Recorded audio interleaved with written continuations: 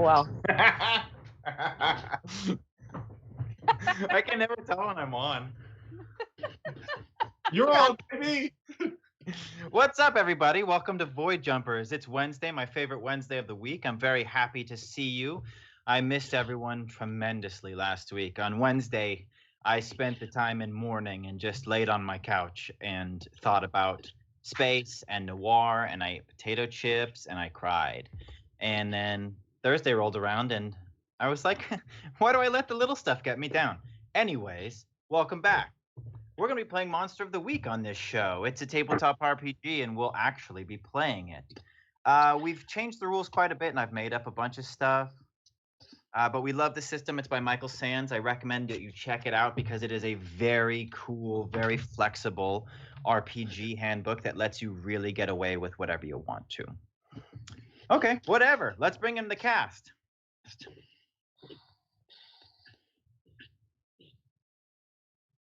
I can never tell what you guys Bring are. us in. Yeah. bring them out. Bring them out. Oh, What's up, everybody? I missed you. Casey and Lisa, you guys are awful animated tonight. What's gotten into you? I was doing my own little wave. excited about the new season. Figured wear all my purple. You know, just purple it up. You know, I Great. started watching The Crown, and she does this little wave, and I'm thinking of adopting it because it's just the perfect amount of no excitement whatsoever. Just being like, hello. Lisa, that is Hello. too much excitement. You got to tone that wave down. Tighten the wrist. Tighten the Tighten it wrist. up. Lock it up. I promise I'm waving too. We Yes. believe you, man. I swear. I swear it. All right. So before we get started, Trin, I'm going to kick it over to your Democracy Corner segment. Feel free to use it for whatever you want. All right. Well, for anyone who's joining us for the first time, thank you so much. We're so happy to have you here. Hope you stick around. So one thing that we often do at the start of these episodes is do something we call Democracy Corner, where I talk about something horrible that's happening in the world and what you can do about it. This week, I'm going to do something a little different, which is to call it Friendship Corner, and say that this past week, I'm going to get emotional. So y'all be ready for that. I lost somebody who I did not know terribly well, but felt honored to know. And anytime I interacted with her, it was always a joy. And she is very much missed by both the Seattle and Los Angeles acting community. So the policy part of that is that this woman, Jeanette Mouse, was an actor and acting teacher who lived and worked in Seattle and Los Angeles. The policy part is that she had cancer, and that is what she eventually died of at the age of 39, so she was quite young. And because our healthcare system is broken, they had to do a GoFundMe to pay for a lot of her treatments. And in honor of her, I'm going to post the link to that GoFundMe because there's still, even though she's gone, there's still a lot of medical bills to pay. And she is one of those people who lights up a room. And to know her was to love her. So I hope that you will learn a little bit more about her. And also tell your elected representatives that healthcare is a moral imperative and we need to start taking better care of people. And that's it for Friendship/Democracy Corner today. And I'm going to post that link in the chat. Thanks, Trin. Sorry to hear that. Thanks, Trin. If you guys got a chance, check out that link. Do what you can. All right, I think that's all the stuff we're going to talk about that isn't about space and robots and stuff. I will say she very much was a person of joy and fun. And so I am fully embracing getting super excited and into what we're doing tonight because I think that is a great way to honor her. So hopefully I didn't bring down anybody else because I am really super excited to be here with you all and celebrating with all of you. It's 2021. It's the year after 2020. This is, we're talking about stuff. speaking of talking about stuff, I have one thing that I would like to bring up if you guys are okay with it briefly. Please do. So this is going to be our media minute, all right? And I don't know if you guys know about what happened with the Reddit, the subreddit, Wall Street guys and GameStop. So every time I think I understand that, I'm like, no, I don't. Okay. Anyway, if you can go in. Sorry, I'm interrupting. You go ahead. You're never interrupting. I'll make sure that people know what's going on. So to understand this, you have to know what selling short is. So basically, what the way this works. Imagine this. Imagine I've got these 5 dice, right? I've got my 5 dice, and to buy these 5 dice, that's going to cost you $10. All right. And then some other dude comes along and he's like, "Hey man, let me borrow your 5 dice." And then he takes his dice away and he sells them for $10. Okay. He sells them with the knowing that he's pretty sure the price of the dice is going to go down. So he sells them for $10. The price goes down. He comes back. He rebuys the dice for like $8, gives them back to the person he borrowed them from, and he's made a $2 profit. Meanwhile, the person who lost the money is just screwed. Now, you're probably saying, why am I bringing this up? Well, here's what's going on. A lot of people are trying to frame this as it's the little guy versus these evil hedge funds. And I just want to remind you that if you were ever a young person and you took your PlayStation 2 and about $600 worth of games to GameStop because you were going to sell it all and get a PS3, and then they offered you $14.50 for your entire collection in store credit, you know that GameStop is not the good guy. So I just wanted to remind you that this isn't good versus evil. This is evil versus evil. And we deserve each other. So that's my media minute of confusing explanation of selling short and triggering everybody with memories of GameStop. So thank you for your time. Thanks, No, guys. that was a very clear explanation. I think that was the best explanation I've heard so far. Mm-hmm. How the fuck am I supposed to buy weed with store credit? Yep. Voice of the people right there. Anyway, let the recap roll.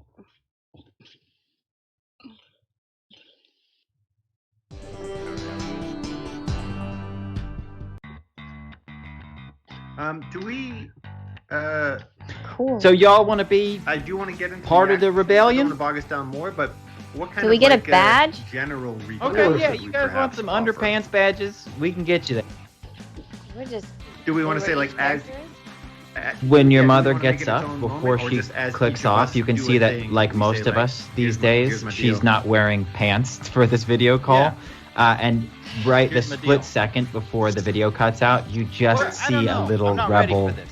I underwear guess I'm badge, tongue-tied when it and comes Oh then to the comm recaps. cuts You know, out. I like think- I feel I think a little just bare necessity of the world. nice to see Hi. you. Yeah, just say like for everybody who's joining us. For the first Hi. time. Merc says she can hear us. Oh, what's up, Mark? Right. Well, Tara, you're obviously welcome as well. I don't know if you want to, or if you want each other to both. If you guys will both, if you want to come, both you could come together. You could both come. You could come together. And You I could- cut tag off and I say, listen, I'm the only one who's allowed to be that awkward. And I'm like, can I put it on your wrist? Is this a friendship bracelet? Yes. But it's special. But I can only show you how special it is if I put it on your wrist. I absolutely accept friendship bracelet.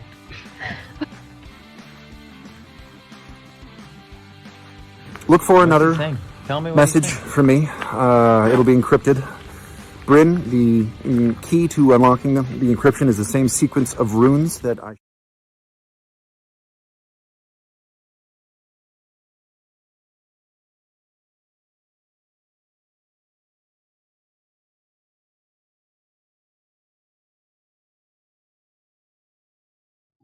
Not yet. Yeah.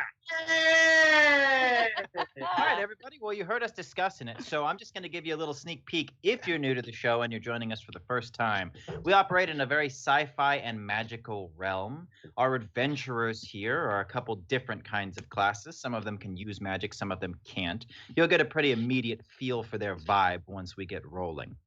But My they've vibe been is chosen. cool and fun. Casey's vibe is I'm the nerd. smart. Overall, there's a corporation called the Company, which has a presence on every planet in this system.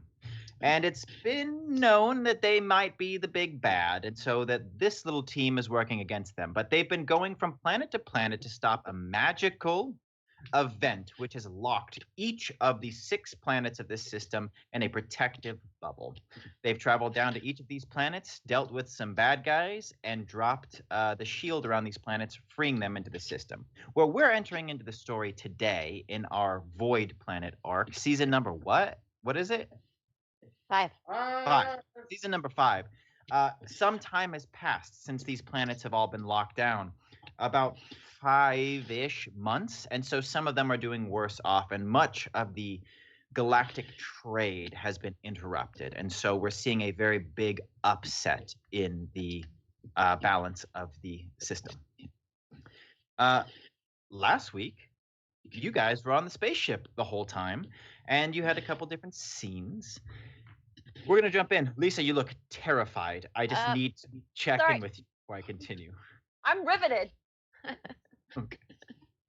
Yeah, all right. So the big thing that happened last week before we get going is that Rex, you failed a very important role when dealing with the Company, which is one of the moves that you're required to do. When speaking to your boss, a very shadowy executive high up in the Company, my hard move was to have her insist that you join her on the Void Planet, which is where you are headed now, and bring the entire team to Company headquarters to be debriefed. Now, shortly after that, your ship headed towards the Void Relay to be catapulted into warp space and head that direction, but she was able to contact you one more time before you left, and she made it very clear that you are expected to report to the Company HQ the moment you arrive in void space. Your travel itinerary has been filed with them, and they are expecting you. There will be no delay. Now, you will be debriefing with a group that she's referred to as the Board. They are... Well, help me define the shadowy group that kind of is in control of the entire power dynamic of the entire system. What do you know about them? Have you ever seen them before? I don't think that I have. No, I think the Company is large enough and is a big enough entity that there is a lot of mystery about who actually controls it and who these shadowy figures are. And so I think there are definitely rumors, but I don't think I've ever met any of them before. Okay, cool. I like that a lot because my follow-up question was going to be, do you know who they are? But I too had this vibe that they were going to be a mysterious, if you've ever played XCOM, the like end report that comes up and it's just like the outline of somebody who's in the basement of the CIA, commander. And so that's kind of what I had in mind too. They hold all the cards, but nobody knows for sure who they are. A donation just came in. Yeah, sweet. Sweet. Thing just take $25. #Rex because the gals got moxie. Sweet. That's I right. believe getting a +1 moving forward. Yes. Thank God. Excellent. Mark that down. Who did that donation come in from? Thing. Thing. Thank you, Thing. I want to call out Thing jumping on the Noir train, hitting us with some moxie. It is definitely setting the tone. Oh, we also reached out to Thing and Rob, who are 2 of our frequent viewers and frequent donationers. because we wanted to give them an opportunity to name some characters. I believe we'll be meeting those characters today. I'll be sure to point out the moments in which we meet them and give a little credit where credit's due for some of the names that we have in today's stream. I tried to choose some juicy NPCs. Okay, so you guys are all on Haven. The trip to the Void Planet takes several days. Out of every porthole, you see a smear of condensed star fields and pockets of warp space. The trip is uneventful. Is there anything you'd like to do on the ship before you arrive in orbit over Void? I remember last time, Tag, you had something in mind with Sam. I was wondering if that's still appropriate, and I think that I'm going to hold on to that little. Trin, you should ventriloquist what I'm saying, because I think you're still our hotshot here in the main frame. Okay, I am not quite so noodly nutty with the shoulders. I'm gonna hold on. I'm gonna keep that one in the pocket. Cool. That works for me. Let me know at any time if you guys have a scene in mind that you'd like to pause for. Okay. I'm just gonna panic. Rex will be in her quarters quietly panicking. Yeah, that makes sense. Yeah. I don't think you'd ever. I mean, you've never met the board. You've never seen the board. Do you know anybody who has? Do you know anybody who's been debriefed by the board themselves? Now my temptation is to say yes, and that they didn't remember me. Okay. The board wouldn't remember you? No. The person that I knew who was debriefed by them didn't remember me. And then remember afterward, me. They didn't remember you? They didn't remember me. Well, she's only recently become such a head honcho. Huh? She's only recently become such a head honcho. True. Okay. So these days go by. The trip is uneventful. Rex spends most of the time sweating bullets. And then after about... Literally bullets. My blood is made of lead. Cannon. Wow. Think about your pores just for like 2 seconds, okay? Think about your pores. After about a week, Haven drops out of warp. A giant purple sphere floats in the darkness ahead. There is a frenzy of activity.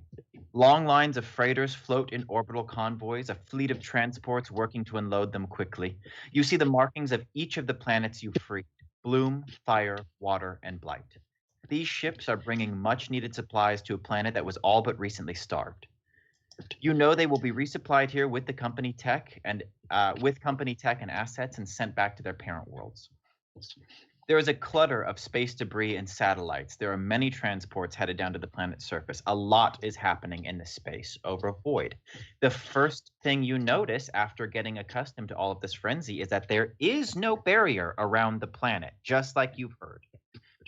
And the activity in orbit around the planet is far, far more frantic than anything that you've seen in any of your travels thus far. This is the New York of the entire system. It is a planet of New York cities. It is the most densely populated place in this system. Sam, our local, is probably used to it. Rex, I'm sure that you have been here several times at least in your work with the company.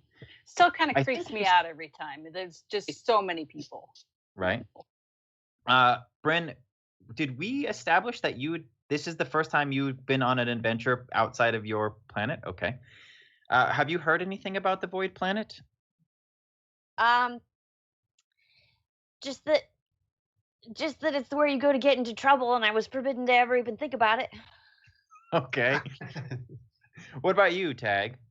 I think that Tag has heard that Void is the culinary capital of the whole continuum. And when Tag was back, when he was growing up in the Abbey, he was often in charge of cleaning, helping prepare the food, all that stuff. And they would tell stories about the kind of crazy shit that went into meals on the Void Planet. So he's like real excited to go to some late night market food stalls. All right. I also think the Tag is like whatever the intergalactic equivalent is of wearing the shirt that says "I Heart New York" and like having a camera and some maps sticking out of your pocket. I think that Tag's really going all in on this place. It's just the like, wowee! It's And like so a white big and bright. sunscreen nose. Okay. Yeah. I put on my hat so I blend in with the locals. Yeah. Everything, what Tag just said about cuisine is how it is for just about every other industry, especially entertainment and fashion. This is the place to be for anybody who is anybody. Every other planet is, in comparison, is considered to be a backwater. Even fire, Lisa. Brett, Ooh, even shots fired. What? Wait, what? No. So yeah, the other thing to know about Void before we drop down there is that the inherent magic of the planet, Void energy itself, is kind of funky. It dampens most magic on the planet and makes it difficult to enchant things there, as well as forces a lot of how they use technology for communication, record keeping, all of that. A lot of systems have been devised specifically to be used on this planet. Okay. Not long after you drop out of warp, the captain gets on the communicator, Captain Matt Vansel, fan favorite, and says, Void Jumpers, could you please report to the bridge? Mm-hmm. Yeah, I imagine all of you are in your we had to- quarters. yeah. I think we just pop out into the hall and head up to the bridge. See what's going on with Captain Matt Vansel. Okay. He's leaning, terribly handsome, against one of the consoles on the bridge. Quite informal. He's gotten rather comfortable around all of you. I think it's because most of you still manage to, despite this, show him the due respect. He's proved himself several times, and you can see that he's a real stand-up dude. But he says, we've just received an encrypted message on the rebel frequency. So here, just take a look. Mark, that's going to be your cue, which I did not warn you about. So,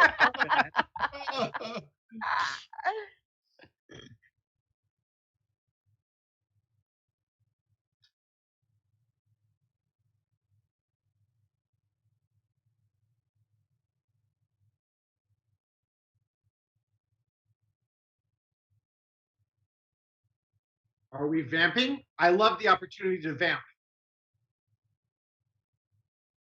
Fuck yes. Okay, everybody. Never have I ever. Hands up. Never have I ever fit my entire body into an appliance not meant for the body. Into a what? A Refrigerator. banana peel? What did you say? Never have I ever fit my entire body into an appliance. A dryer? You never put your body in a dryer? What? No, I put my body in a refrigerator. Have you put your body Me in too. a dryer? Yeah. I've done it in a dryer, yeah. That's so dangerous. Why? What if somebody accidentally turns it on? And you shrink. Yeah, you come And out you shrink. micro-sized, come out like this big. What- Hello, what's friends. Never have I Again, ever. this is Dr. Oh. Baxter Brodigan, and hopefully you got my first message. Otherwise, I don't know how you would be able to actually see this one. But I'm coming with you tonight because I wanted to give you a warning. I had been in some correspondence with an old friend, old lab friend of mine who still works for the company. And she was able to track me down because she's currently using some of my technology and some of the plans that I've been developing over the years. She just told me that the company has developed a device. Now, I thought that I was the only one that had access to the Malice Eric's. I thought that I'd taken those with me, and I was able to study them in a safe area. But it seems as though the company has taken some of the designs of my own tech and created a new device called the OSI device, which stands for Optimal Shadow Analytron Interface. They're using that, according to my friend, to punch through what is known as the phase state and drain the energy there.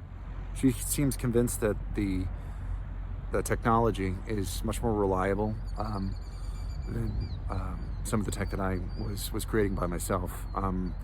Except the device itself, the OSI device, is volatile and dangerous. It can't actually filter out the energy once it's turned on, and the people that tested it, she was afraid to tell me what actually happened to them, but she says that they were never the same. And she's convinced that the company is using this device to pull down the barrier around the Void planet. Now, the resistance contact that I want to hook you all up with is a different person than my lab friend that I spoke to before about. That person is terrified for her life and is really not interested in doing anything more than she's already doing.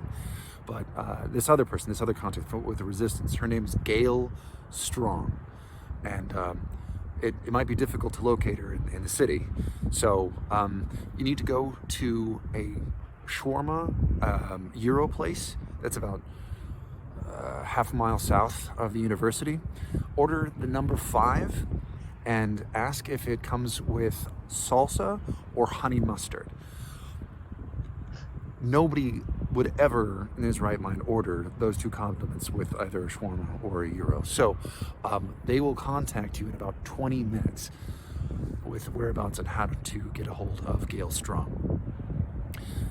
Also, you should just have a Euro because it's a delicious place, and support local businesses. But until next time, can't wait to see you guys again. Bye.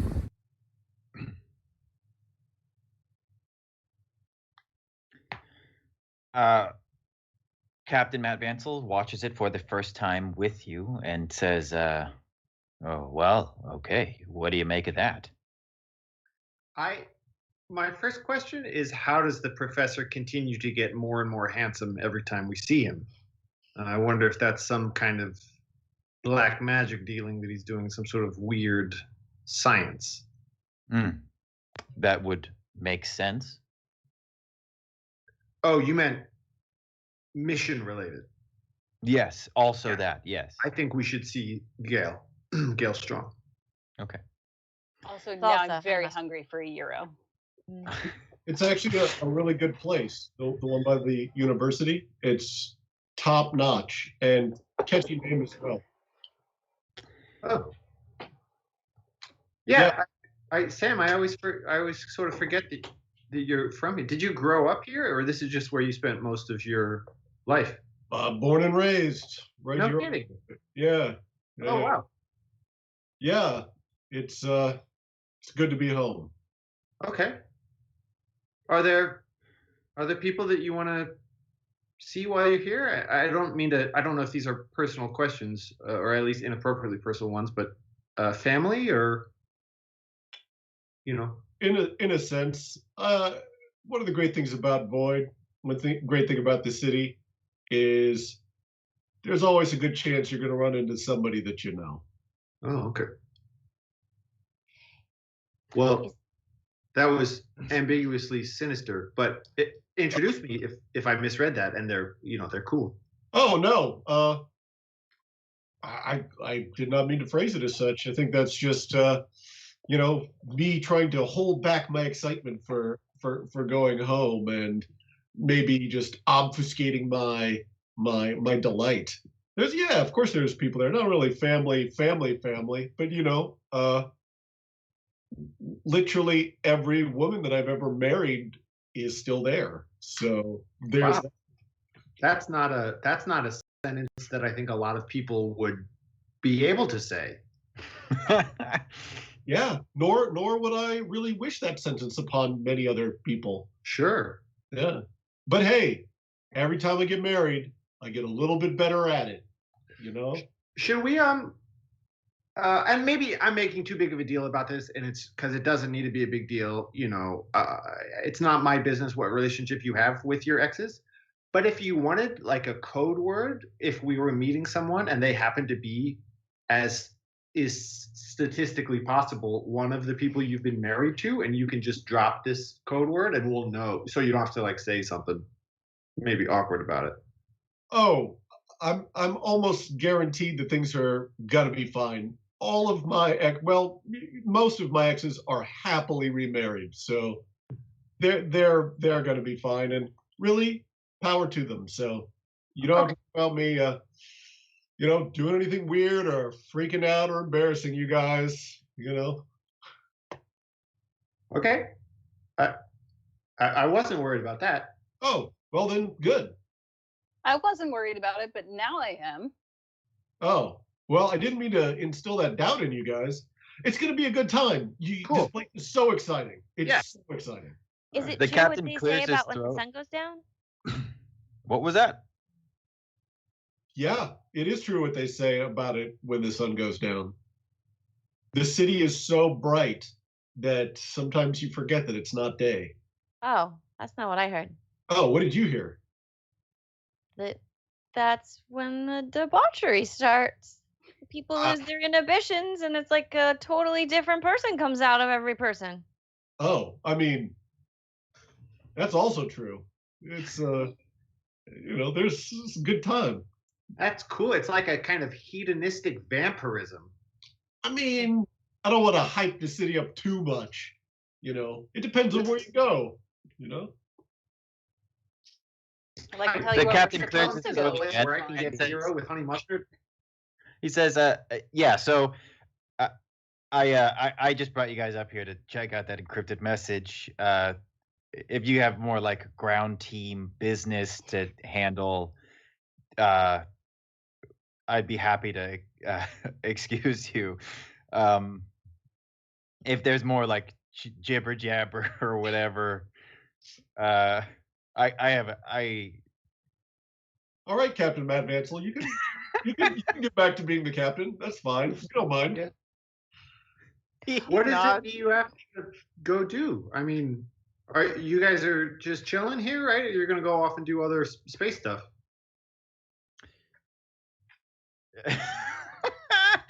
I will be logging our arrival and coordinating our docking procedures or orbital waiting.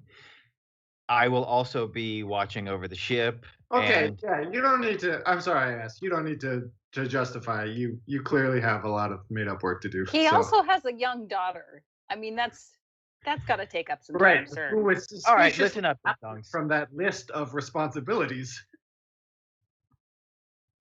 Listen up. Unlike your other missions, we will be able to support you on this one.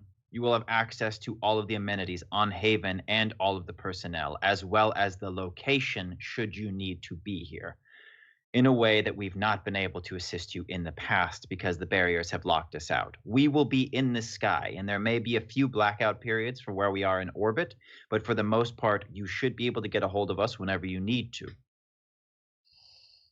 So keep that in mind. The ship has an armory, a workshop, a med bay, and an archive. Those can be used if you'd like.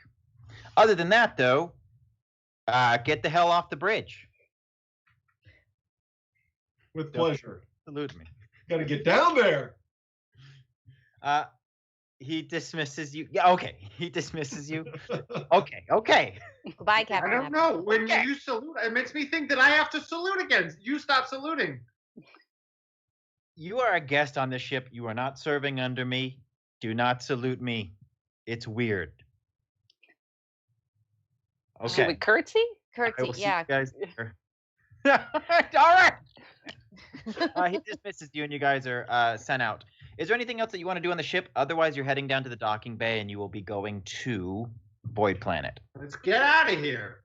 I'm gonna look in my closet and realize I am very, very underprepared for this planet. Okay. You got summoner robes. They make their own kind of splash. I'm sure they're coated in blight. No, Goodness. there's a dry cleaning service by the robots here on the ship. You guys are going to be fine. You're going to be looking fresh. Okay. All right. You head to the docking bay. As you prepare to disembark, this time in a standard shuttlecraft instead of the Void Jumper, You're approached by Drang J, the robot who oversees the hangar bay. Call for you, Rex. Direct from Company HQ. Mm. Yep, great, fantastic. Let's do it. He wheels over a little cart. It does not have a vid screen. It just has what looks like an old rotary phone. And you are able to take the call right here. Can we listen in if we're really quiet? Hello, executive. I'm calling on behalf of Miss Kale. Go ahead. Unfortunately, your appointment with the board has been postponed. You're now expected to report to Company HQ at the end of the week. I have beamed you an appointment confirmation. Does this time work for you? Yeah, sure. Excellent. I will put you in the calendar, and we are looking forward to seeing you and the rest of your party at the end of the week. Great. Me too. Toodaloo! Click. Great. So I get to be this nervous and tense for a whole week. Fantastic. Oh, don't worry. We'll find plenty of stuff to take your mind off it. I know what that means. So, the appointment reminder does come through, and by local time, it will give you almost exactly 5 days before your meeting, which is plenty of time to kill. As Sam is the only me. Plenty of time for them to kill me. As Sam is the only local on board, why don't you choose where we go next, Sam? The ship is loaded. We're going. There's only one place to go first, and that's gonna be my office. Okay. Yeah. You guys load onto the ship, and it departs. You are kind of slotted into a landing queue that takes a little bit of time. The planet is very large, but there are a lot of ships that are going down, and everything is going through the company control tower. And so you are being routed, and the robot pilot is handling all of that business. But then the ship does eventually fall through atmosphere and start heading down towards the planet, and you can see a sprawl. It is the wildest thing many of you have seen. It is a city that covers an entire planet. It looks like most of the large bodies of water. None would be the size of our oceans here on Earth, but several would be the size of very large seas. It looks like they have been populated in like submerged cities. There's also like slews of yachts and houseboats that are the size of like skyscrapers. It's just skyscrapers everywhere, water, land, in the air, everywhere. And your ship is one of thousands heading down towards the surface of the planet. There is a landing pad near Sam's office, which he directs the pilot to, and it lets you off. You are in a... Sam, why don't you tell us about the part of town that we land in? Sure. So, as we're flying down, you see all these glorious skyscrapers in the distance. You see these like really high-end like hover ships, and these immaculate like holographic billboards and stuff like that. And for some reason, we just continue to sail past a lot of that stuff until we get to what looks like it's kind of just like a lousy building in a lousy part of town, and it just looks. It's about as sadly underwhelming to, at least, I don't mean to project on you guys, but for an objective, viewer, one might say, "Oh, I was hoping we'd go to one of those other places," but this place looks like it's somewhere stuck in the past, and you imagine that Sam probably got a good deal on the rent, perhaps. It does have a bit of a retro vibe. The fashion that you are seeing on the people here is a throwback, even by the standards of you who are from backwater towns and cities and planets. And there's a lot of dresses, a lot of suits and ties, lots of hats, cool hats. The building that Sam's office is in is a 4-story commercial lot that's got several other businesses inside. But Sam leads you in, and you walk up 3 flights of stairs to a door with smoky glass window inside, and the lettering on it reads, Sam Hagen, Detective Agency, information anytime about anyone, anywhere. Home sweet home. All right. If I get plugged walking in, it was nice knowing you. I open the door and walk right in. It is a small and cluttered office. There is a front room and a back room. The back room is separated by a half-wood wall and smoky glass. The door to that is shut, and it has Sam's name on it. There is a desk taking up most of the space in the lobby, and behind it, there is a Jenny! Jenny! Her jaw just about drops to the floor. She was scribbling furiously with the phone, which falls onto the desk. She stands up, closes her mouth, and then slaps Sam right in the face. And then she slaps him again on the other side of the face. And then she grabs him in a huge hug and says, Sammy, where the hell you been, Sammy? Oh my God. All right, Jenny, get a grip. I take her by the shoulders.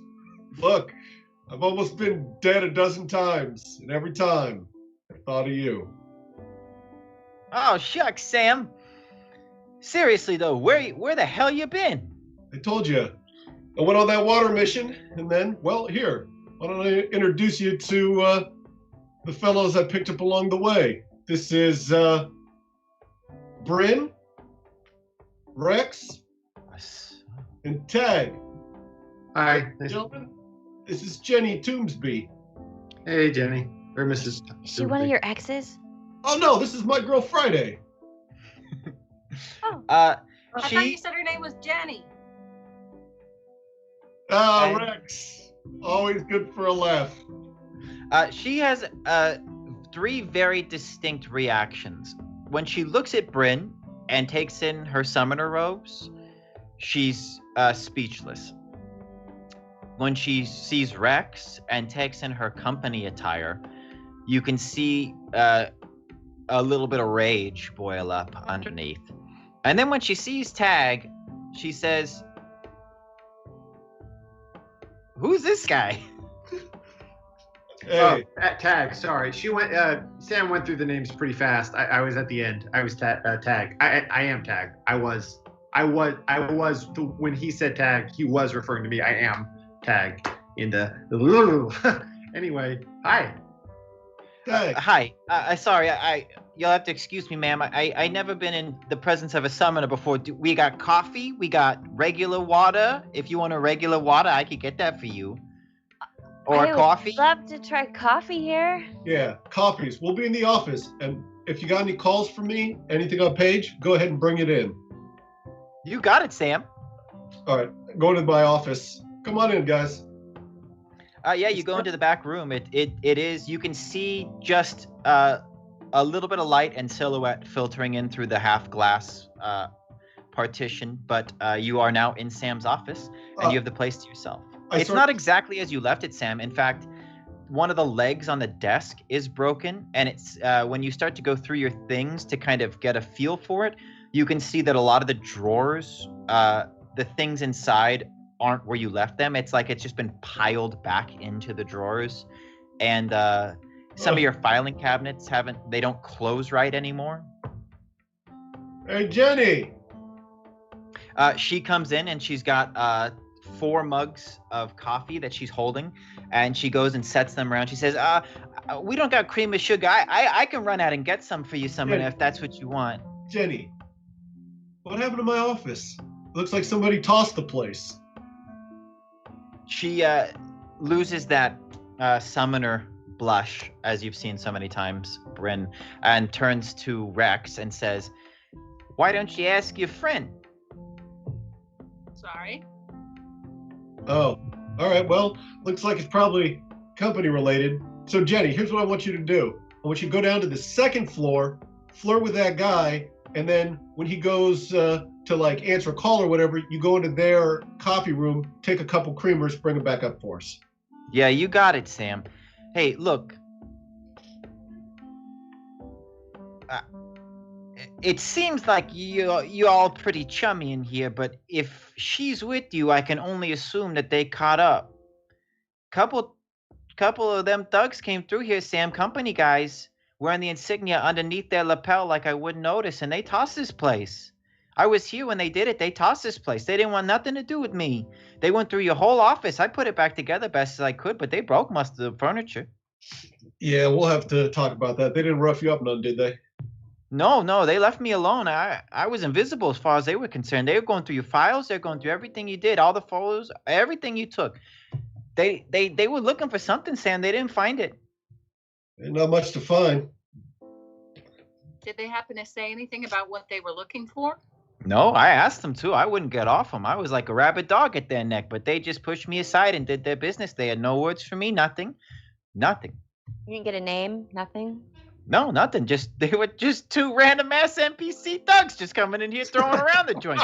They didn't have no names. Well, what did they look like? Can you give us a description? Yeah, they had a build like you, but they weren't wearing no executive clothes. They'd be problem solvers if I had to say what they were. They had irons too underneath their jackets. I seen it all. Company issue. They weren't fucking around. They had blasters? Yeah. Well, we're glad you're okay. Yeah, okay. I'm gonna go get that cream and sugar there, Sam. I'll be back. Right. Yeah, leaves the room. Well, looks like even though I've been away, things keep on keeping on. Do they suspect that you're with? Does the company know you're with us? Why would they? The company, of course, the company knows that Sam's with us. But then they suspect us. Then correct? Because why would they search his office? She didn't go into too many details, but she did say like a while back. She's obviously had time to clean up this place. Sam's been gone for a couple months at this point. Yeah, I wouldn't be surprised if they were coming in here after I got all wrestled up with that whole puck incident. Ew. Yeah. I'm okay with it ethically, but I'm just not the best liar from a skills point of view. What can you just help refresh? What does the company think we think? Like the company, what is they think that we're just working for them, going planet to planet? Where we lied? Oh, I'm asking in character.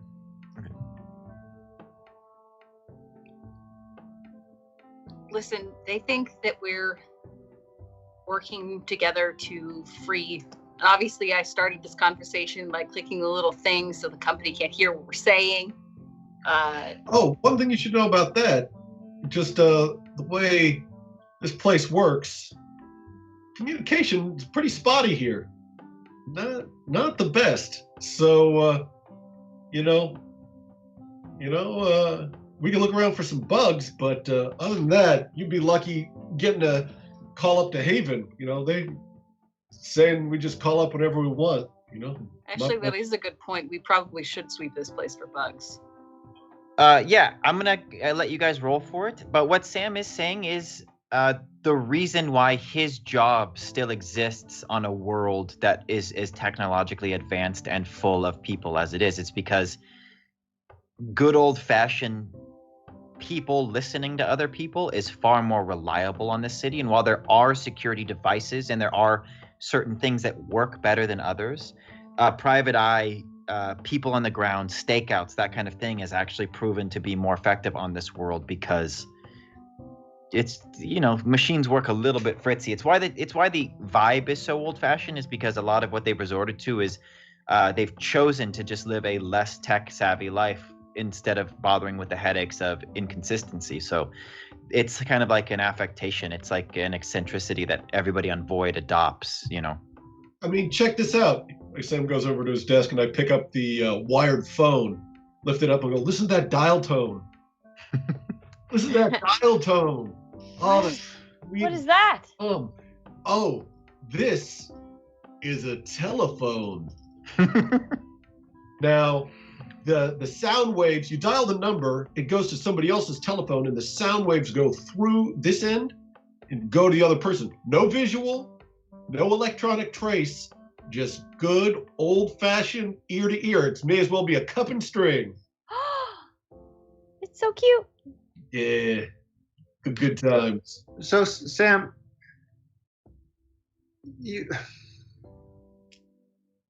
I'm gonna sniff around for some bugs. I don't trust this place. Please do.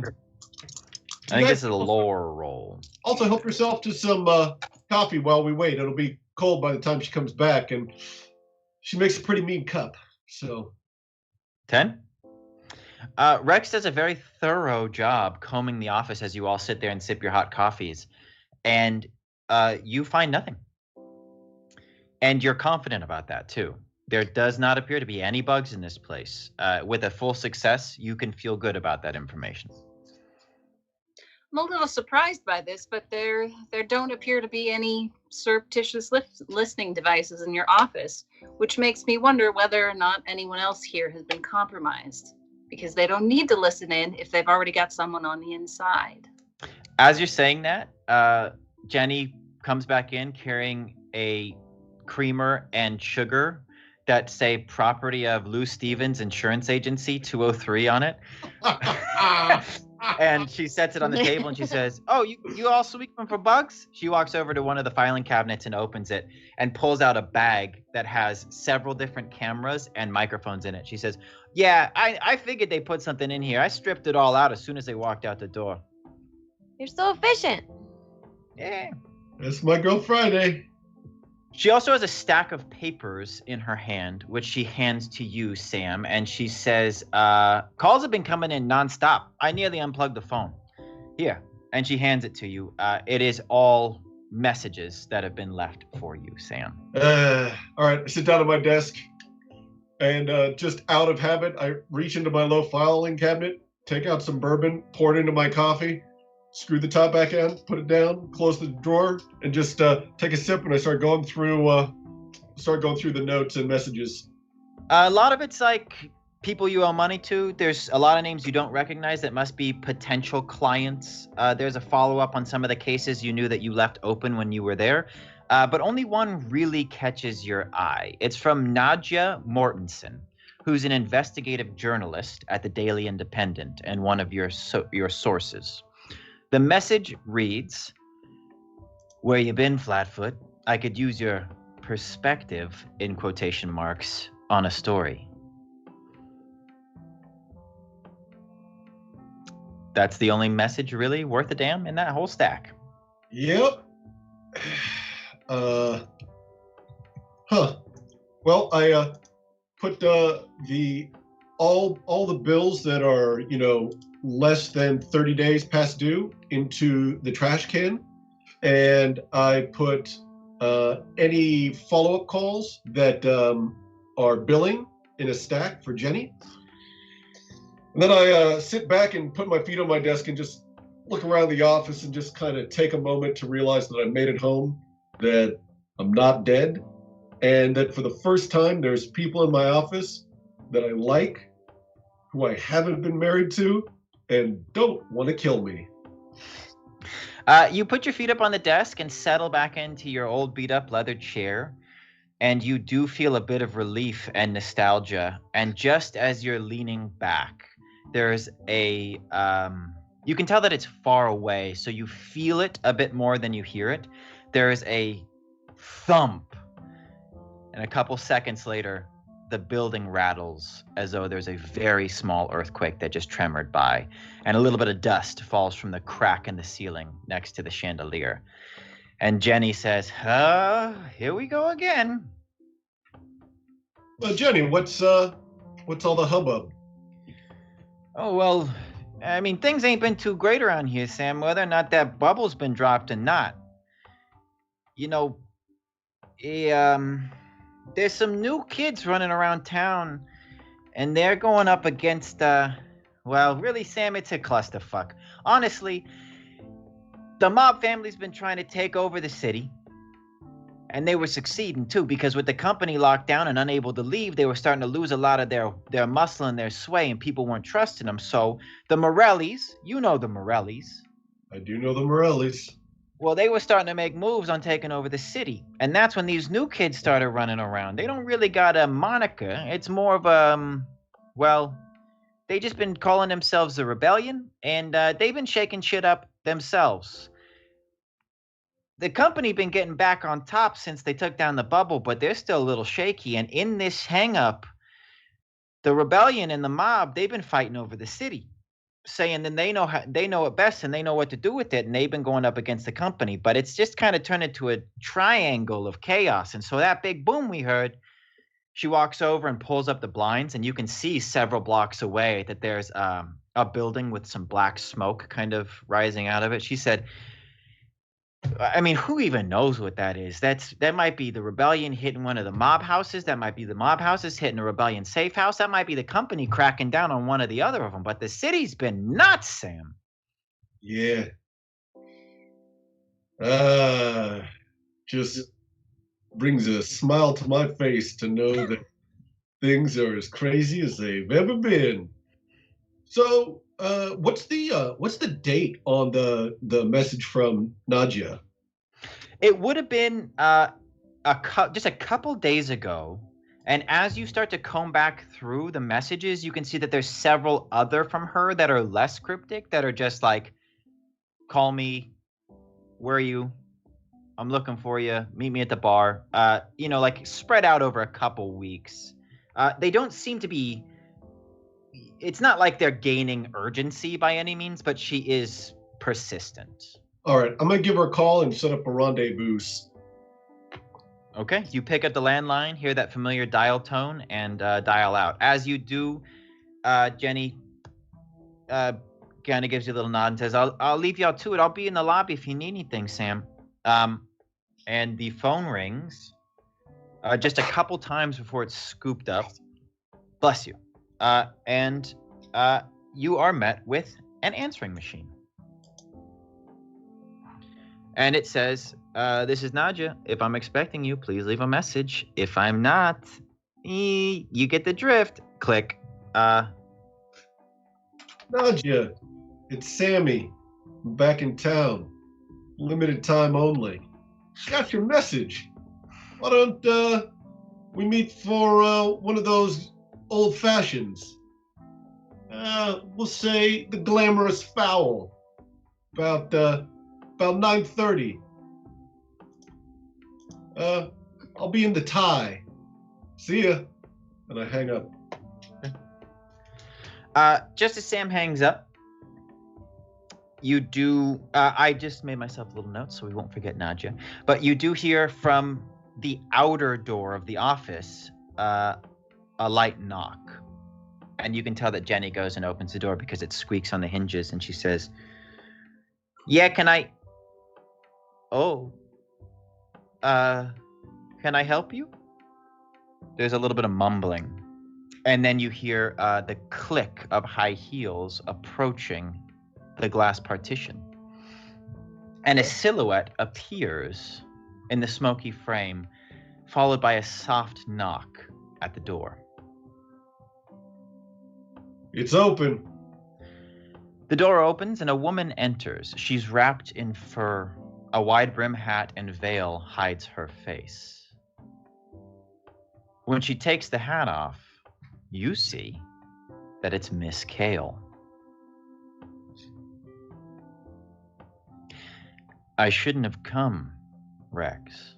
Believe me, but I'm running out of options. What's going on? Kale serpentines through the cluster of you that are just standing on the other side of Sam's desk and sits down in in one of the chairs that he has reserved for clients.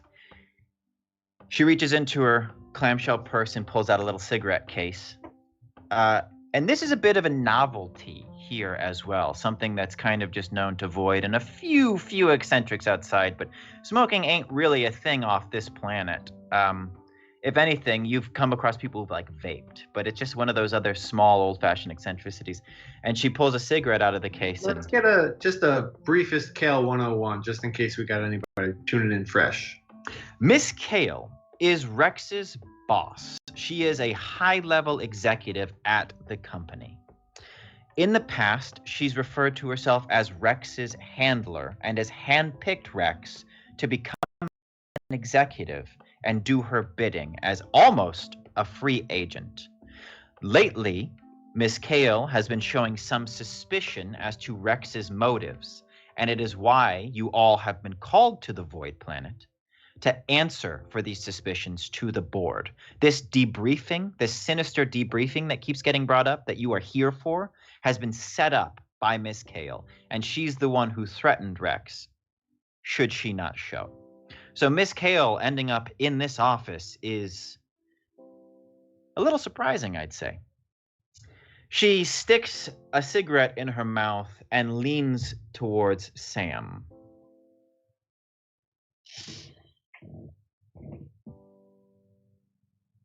You got a lighter or what?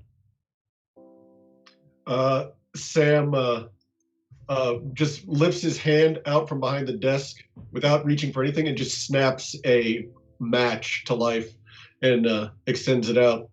The wood keeps the flavor. She takes a big drag and blows the smoke out, and she says, "Nobody knows I'm here, and I'd like to keep it that way. You understand?" Discretion is my middle name.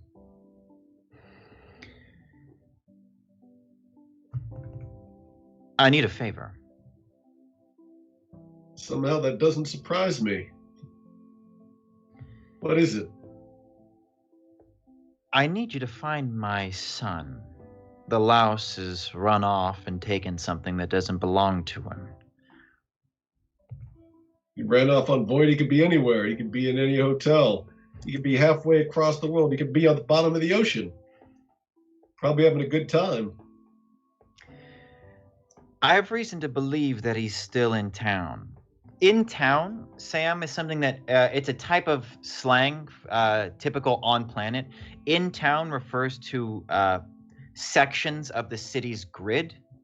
And so town might sometimes just mean the 2 blocks of the mega skyscrapers in this one street. There would still be tens of thousands of people in these small areas. So in town would mean your neck of the woods. Yeah. I got reason to believe he's still in town. What did he make off with?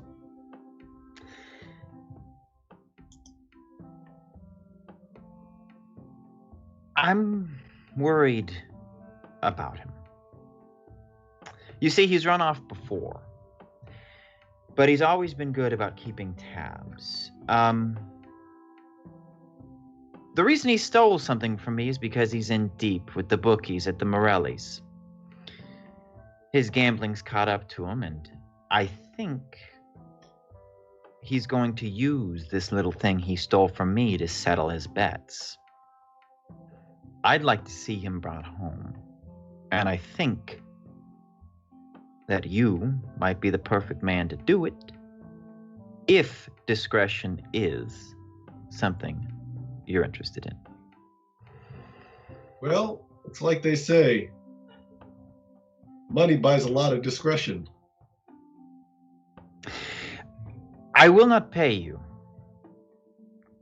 Instead, now she swivels the chair to look at Rex, and she flicks the ash off of her cigarette into one of your cups of coffee, and she says, "The board is not pleased with you, Rex. In lesser times, they wouldn't even know you exist, but the moment that you started freeing planets, you were on their radar. They can't stomach what you did at Lost Shore and the loss of Air Dobbins and Shavana on your watch. But I'm your handler. If you help me, I can make all of this go away. I can sway the board. If I ask them to, they'll go easy on you. I'm the one who delayed your meeting. I bought us time to sort this thing out. Now she turns back to Sam and says, if you find my son and bring him home, I'll clean all of your slates with the board.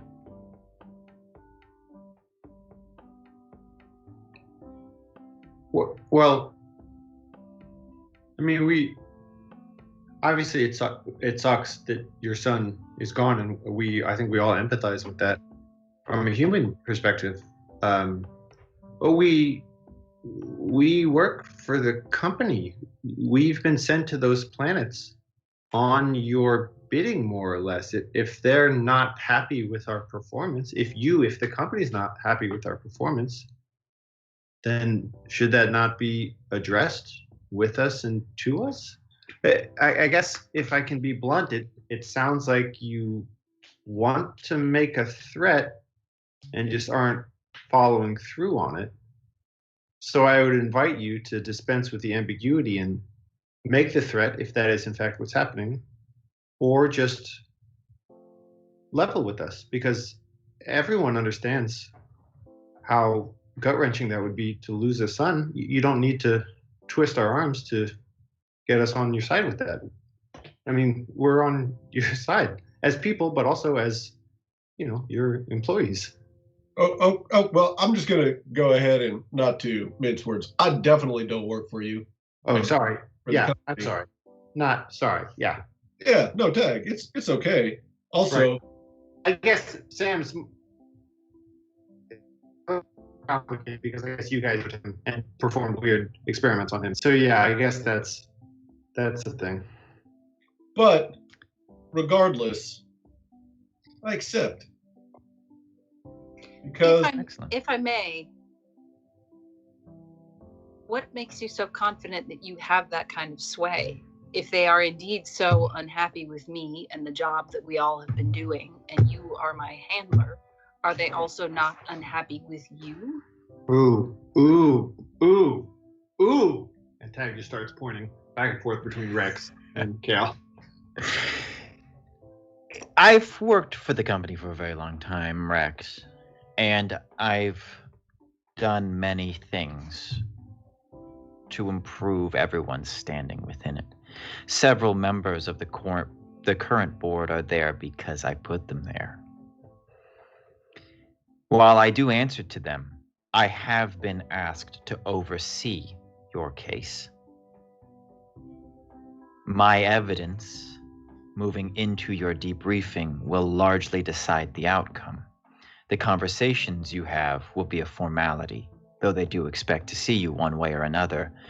When you get there on Friday, we'll just call it Friday, it's the end of the week. When you get there on Friday, I can pave the way to make sure that the debriefings go easy. Now, I am not very pleased with you, Rex. That's not a lie. This debriefing with the board is because of the concerns I've raised. Things got carried away, and I wish that it hadn't gone as high as it did. But unfortunately, with what we're doing here and what Air Dobbins was able to achieve on the water planet, losing him has ruffled a few feathers. While I didn't have much idea of what Air Dobbins was doing on that planet, nor do I truly understand all of it, his work was integral to what some of the board members have been overseeing, and they're not pleased. So the threat is not coming from me any longer. I am the catalyst, but there will be a debriefing. You will be expected, no matter my involvement. I'm merely promising to ensure that it goes smoothly for you and that each and every one of you leaves with a clean slate so that you can continue to work with the company. We have a donation. Excellent. Hashtag truther. Neither Sam nor Tag nor Bryn work for the company. Bryn's her own planet's ruler, and Tag belongs to her. Sam's a free agent. Rex and the captain are the ones under the company thumb. This was not lost on Kale, but thank you for backing it up. Is that a truth serum? It was a truth serum? I think so, yeah. What does that mean? Yes. Oh, I guess we haven't really discussed it. There is a new perk. Mark, will you read us what it says? The description of the truth serum? We also did not prepare you for this. Also, I didn't hear who that came from. I have a sneaking suspicion that I know the answer. Mark. Suspicion confirmed. Thank you. Mark. Thank you very Win. Yes, it came from Merkworky. And Truther, pick a protagonist. That player gets 1 vial of truth serum that will force whoever it is used on to tell the truth, including other protagonists. What? Who did it go to? I don't know who it went. She didn't specify who it went to. Who did it go to, Merc? Okay, you guys have a vial. If Merc tells us who has it, we'll give it to the right person. But you now have a vial of truth serum. Wait, we don't work for the company? What the fuck? I thought. No, I work for my mother.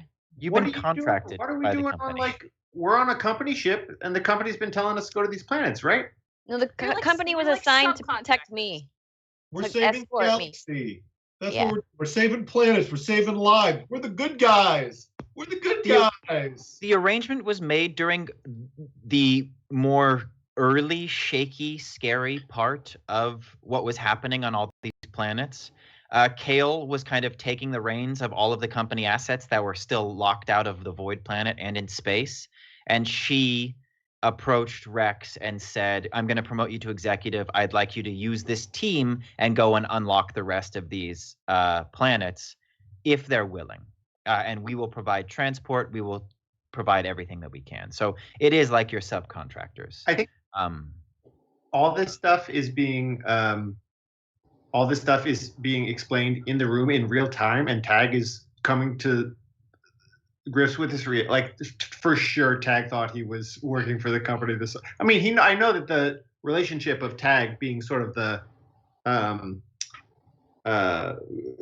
vizier of Bryn being a summoner being like a royal race. But within that, I thought Tag's just like, wait a minute. So you have hired Rex, and she has subcontracted us, but we're not.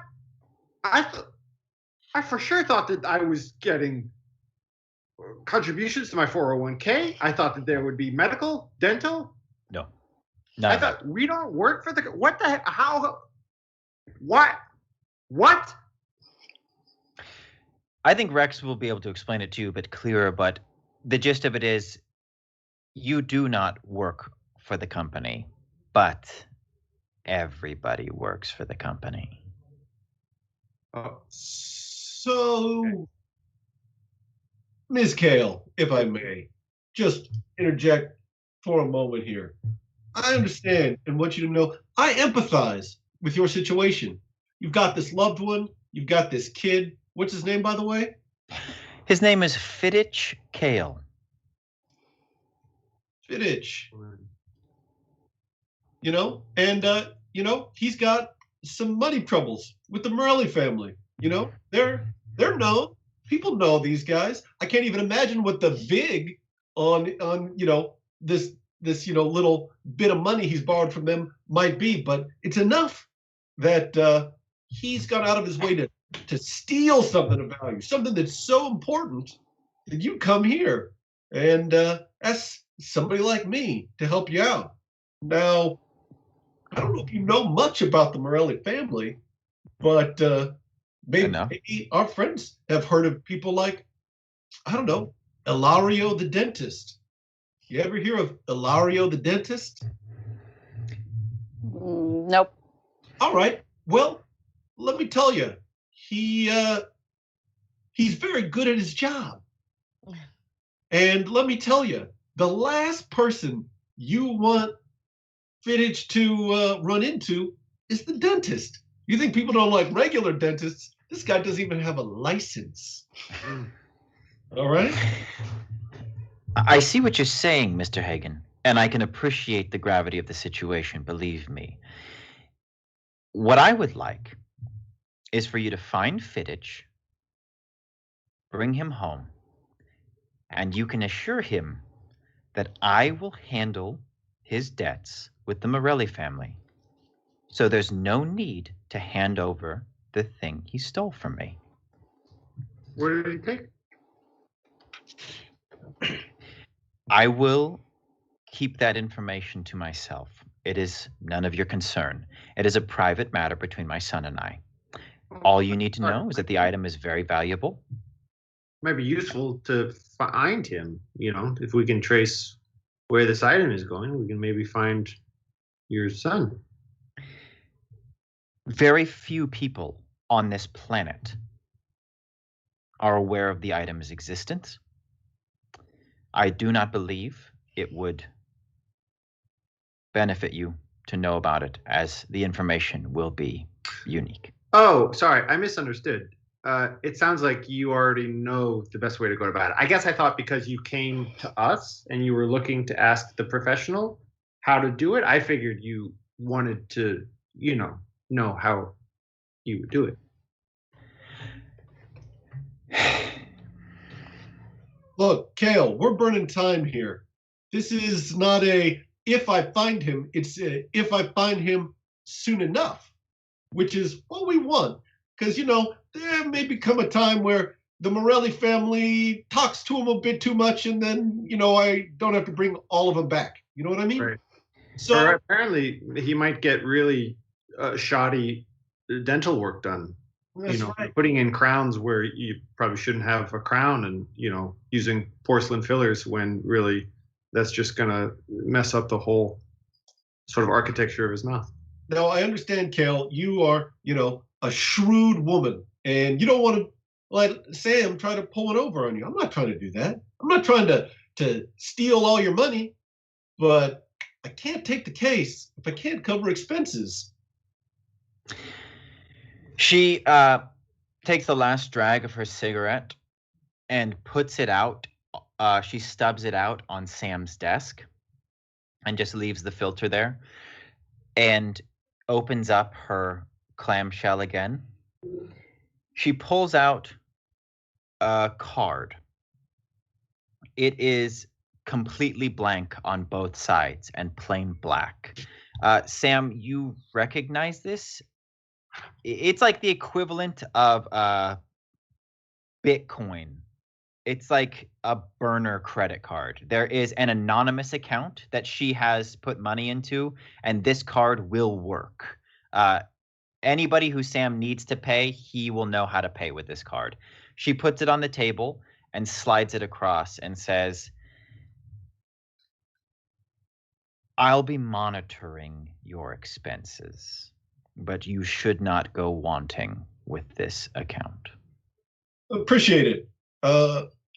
Why don't you leave your contact information with Jenny at the desk, and when we find him, you'll be the first to know. She stands and clasps shut her little clamshell purse and stands to leave. I stand as well, realizing in polite society that's what I should do. Right, I stand as well. She looks at you, Tag, and then down at your shirt and laughs.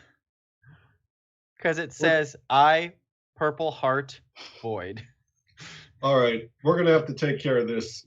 We're going to have to take care of all of this. And then she says, you've got ice cream in your beard. And then she walks out.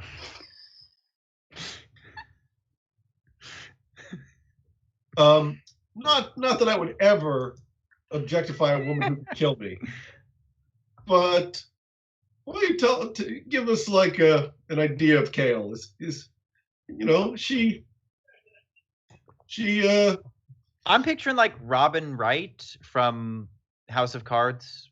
Oh man, wow. Sam loosens his tie just a hair. Something She's about got presence. She commands attention. She always maintains very strong.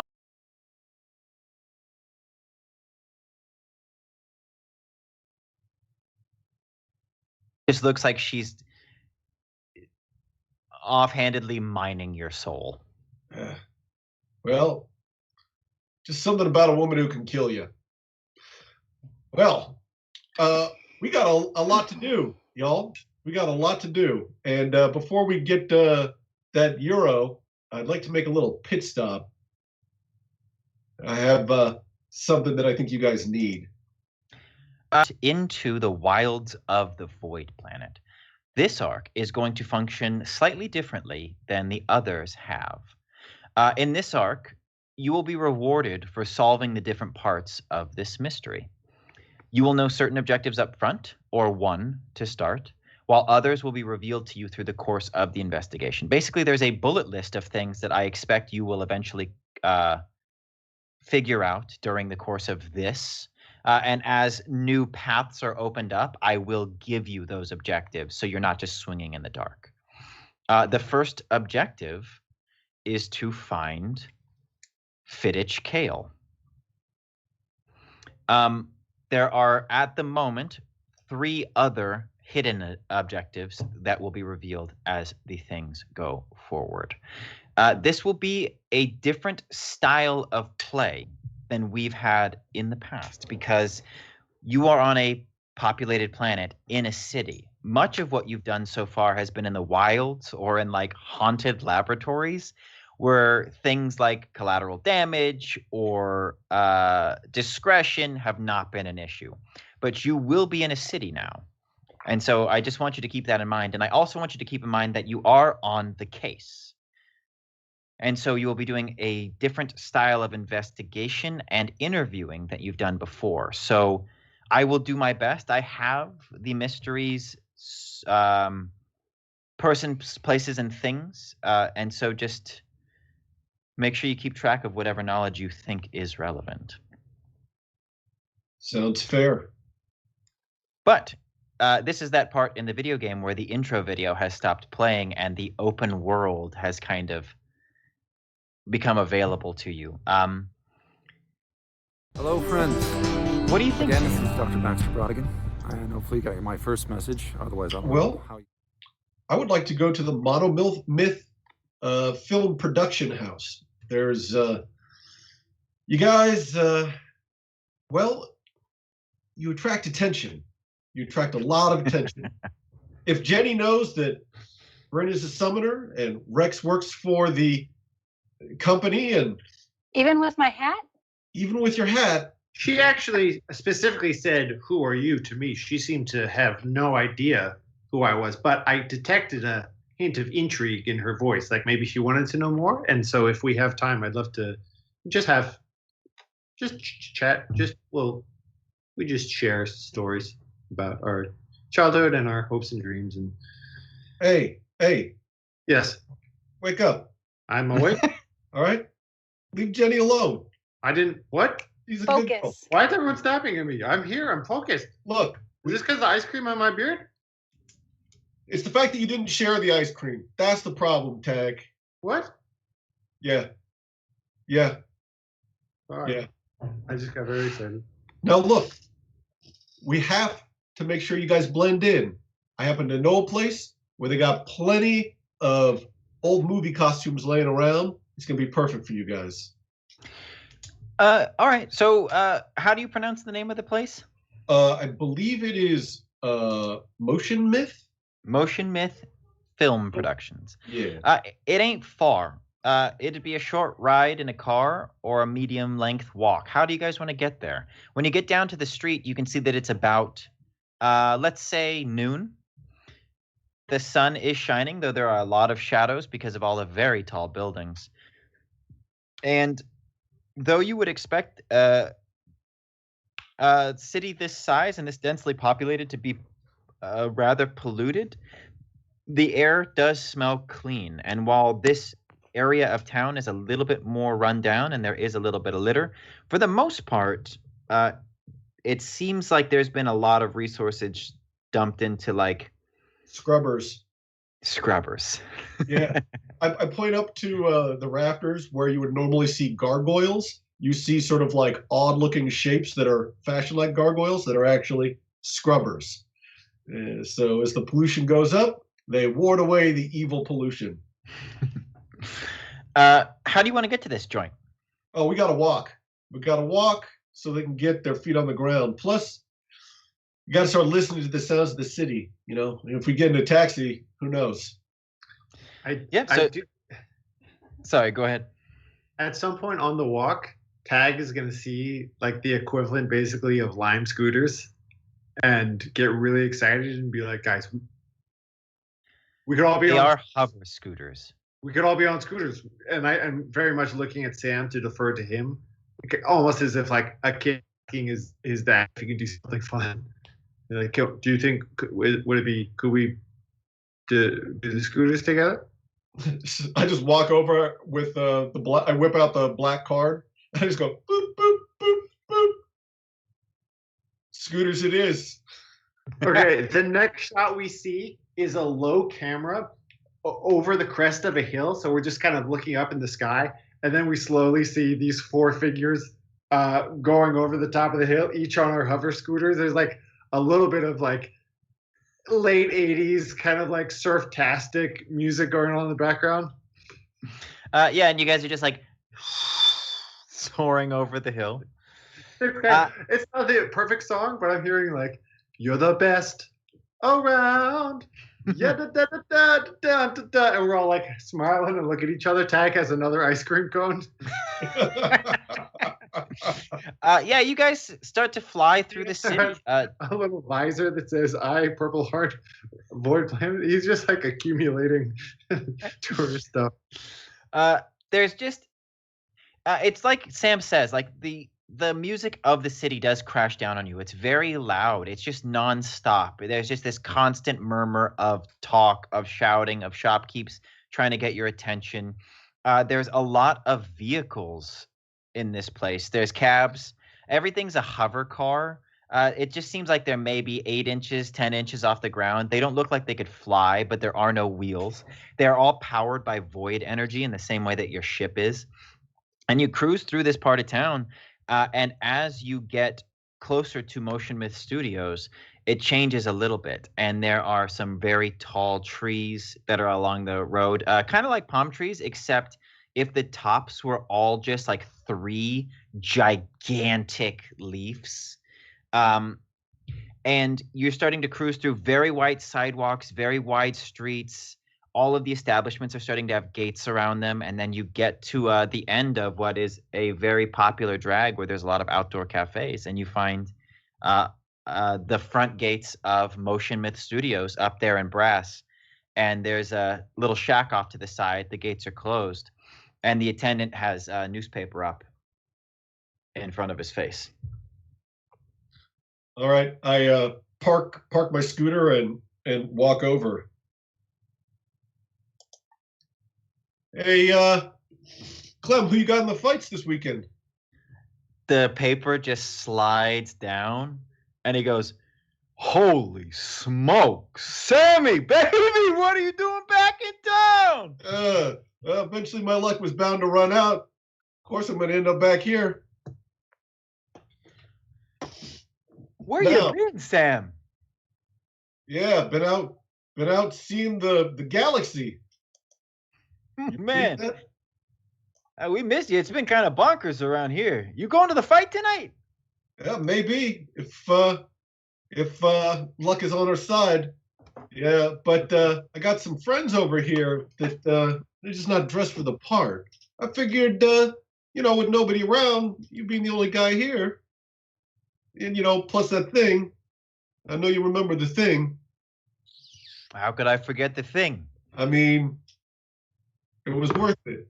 I owe you, Sam. Yeah, of course. Let me look at my schedule here. He pulls up a little clipboard. It's crazy because like everybody has clipboards with paper and pens. Like you guys are so used to these holograms and screens and all this stuff. But he actually pulls up an old-fashioned clipboard, flips through a couple pages. And he says, "Yeah, they're only shooting on Lot C. I think we could go see props." And he gets on a little walkie like communicator thing and says, Hey,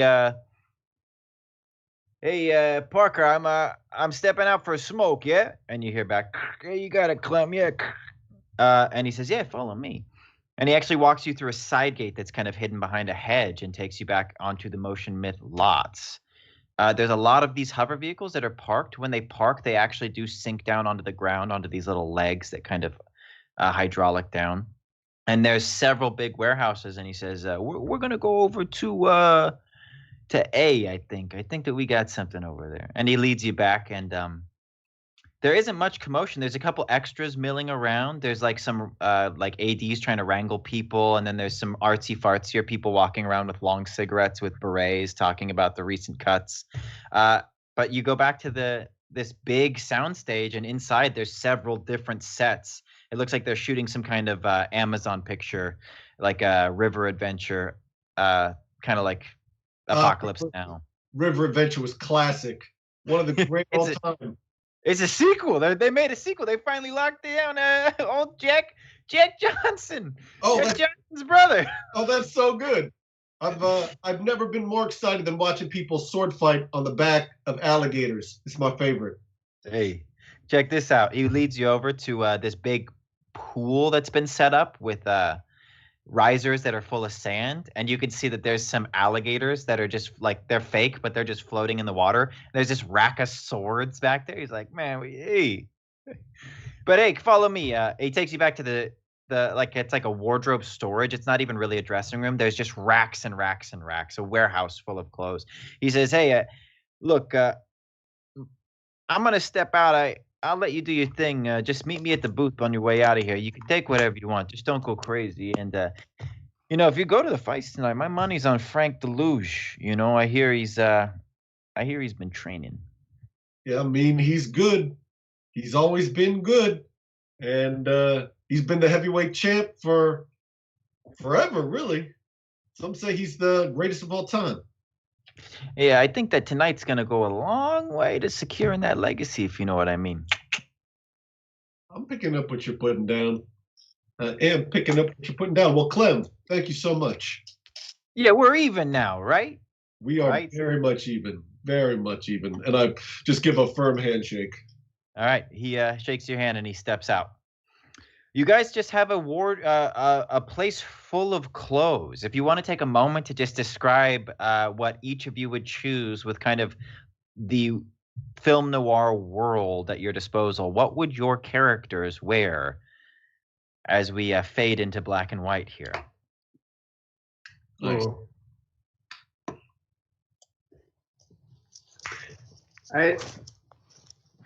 Do you guys think this coat is too much? No, not at all. It's floor length, just like fur.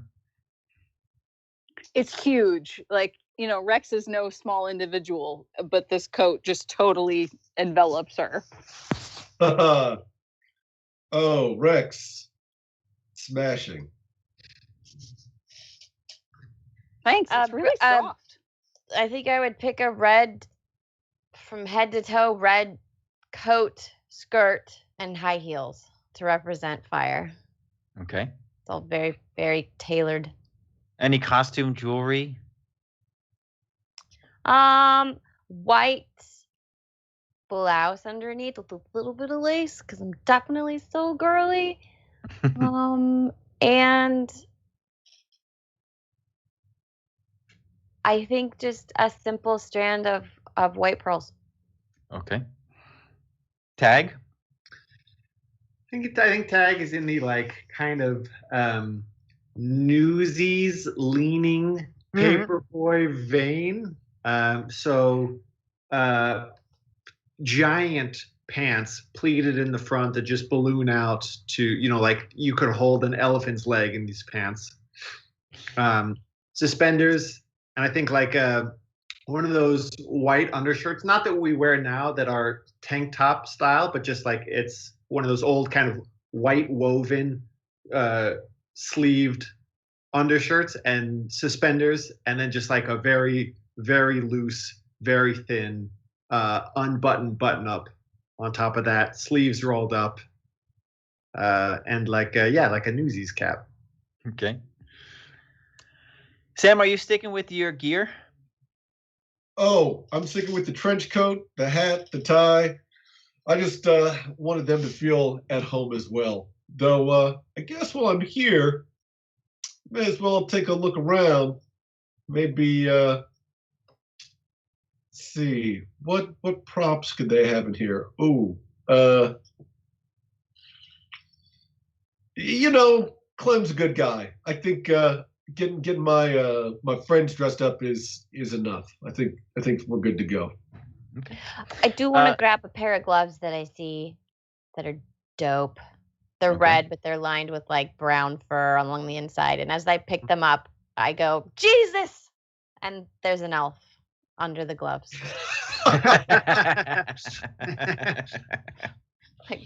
And it's looking right at you. Like, really? Really? I'm on a different planet. That definitely it pulls on a pair of circular, kind of small brass wire frame glasses, hook around the ear kind. All glasses hook around the ear, but those like really just hooking around the ear. I thought of a prop that I'm going to pick up. I'm going to pick up a revolver with some blanks. Sure. There's a table full of like firearms that say "Do not touch," but there's nobody around. Yeah, don't worry. It's going to a good cause, I'm sure. I load the gun and put it away. Okay. I also snag a sweet pair of gloves, but they're like, black leather and they look menacing. Okay. So you all stroll out and cross the lot. You now blend right in, and several of the people in berets stop and say, "Is that the new lead?" As you pass. The gate swings open. Clem hits the big button and gives you a nice little farewell, and he waves to you as you walk to the street, and the big wrought iron gate swings closed behind you as the camera dips low again to look at you from the feet up and show that you are all now clad in some very schwanky gear.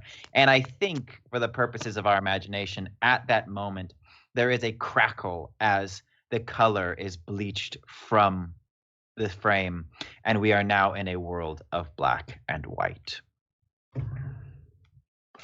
We're going to take a quick 2-minute break before we dive into this mystery. You guys, soon. You're out.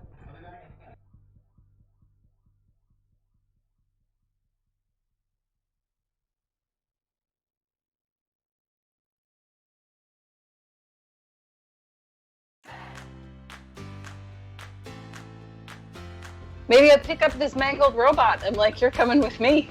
Oh my! What an interesting choice! Naylan is my first name. Junge is my last name. Okay.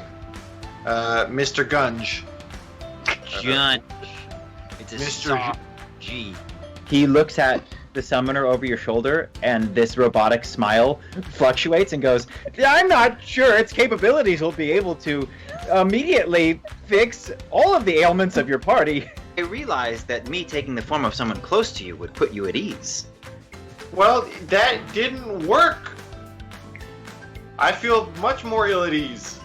Oh, well. Whoops.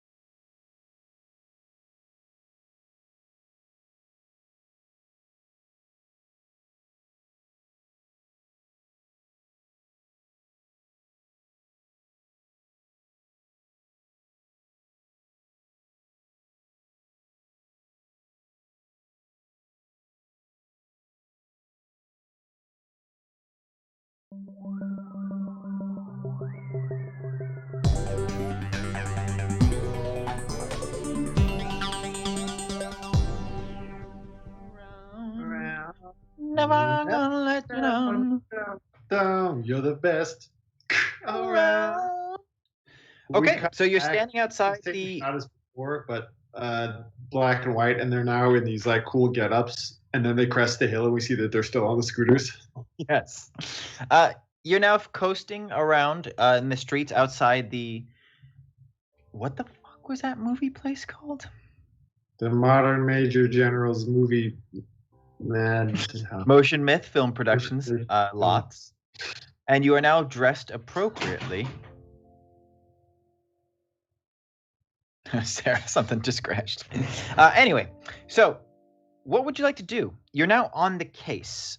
So just full disclosure, I did have Casey help me design some of the lore and backstory and locations of Void, since he's the local, and there was going to be far more population here than before. All you know so far is that you need to find Fittich Kale. How would you like to go about that?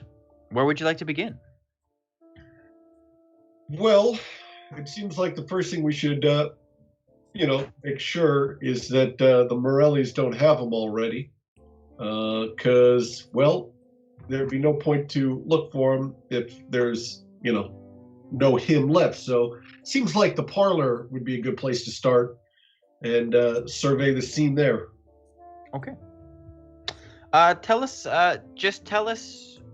I was ready for the parlor, but just tell us what you know of the parlor, Sam. If you want to just give us a little bit of a backstory as to why this is the place that you would look first. Sure. So the Morelli family has a lot of front companies and businesses, and the parlor is this beautiful nightclub that they have that is totally legit.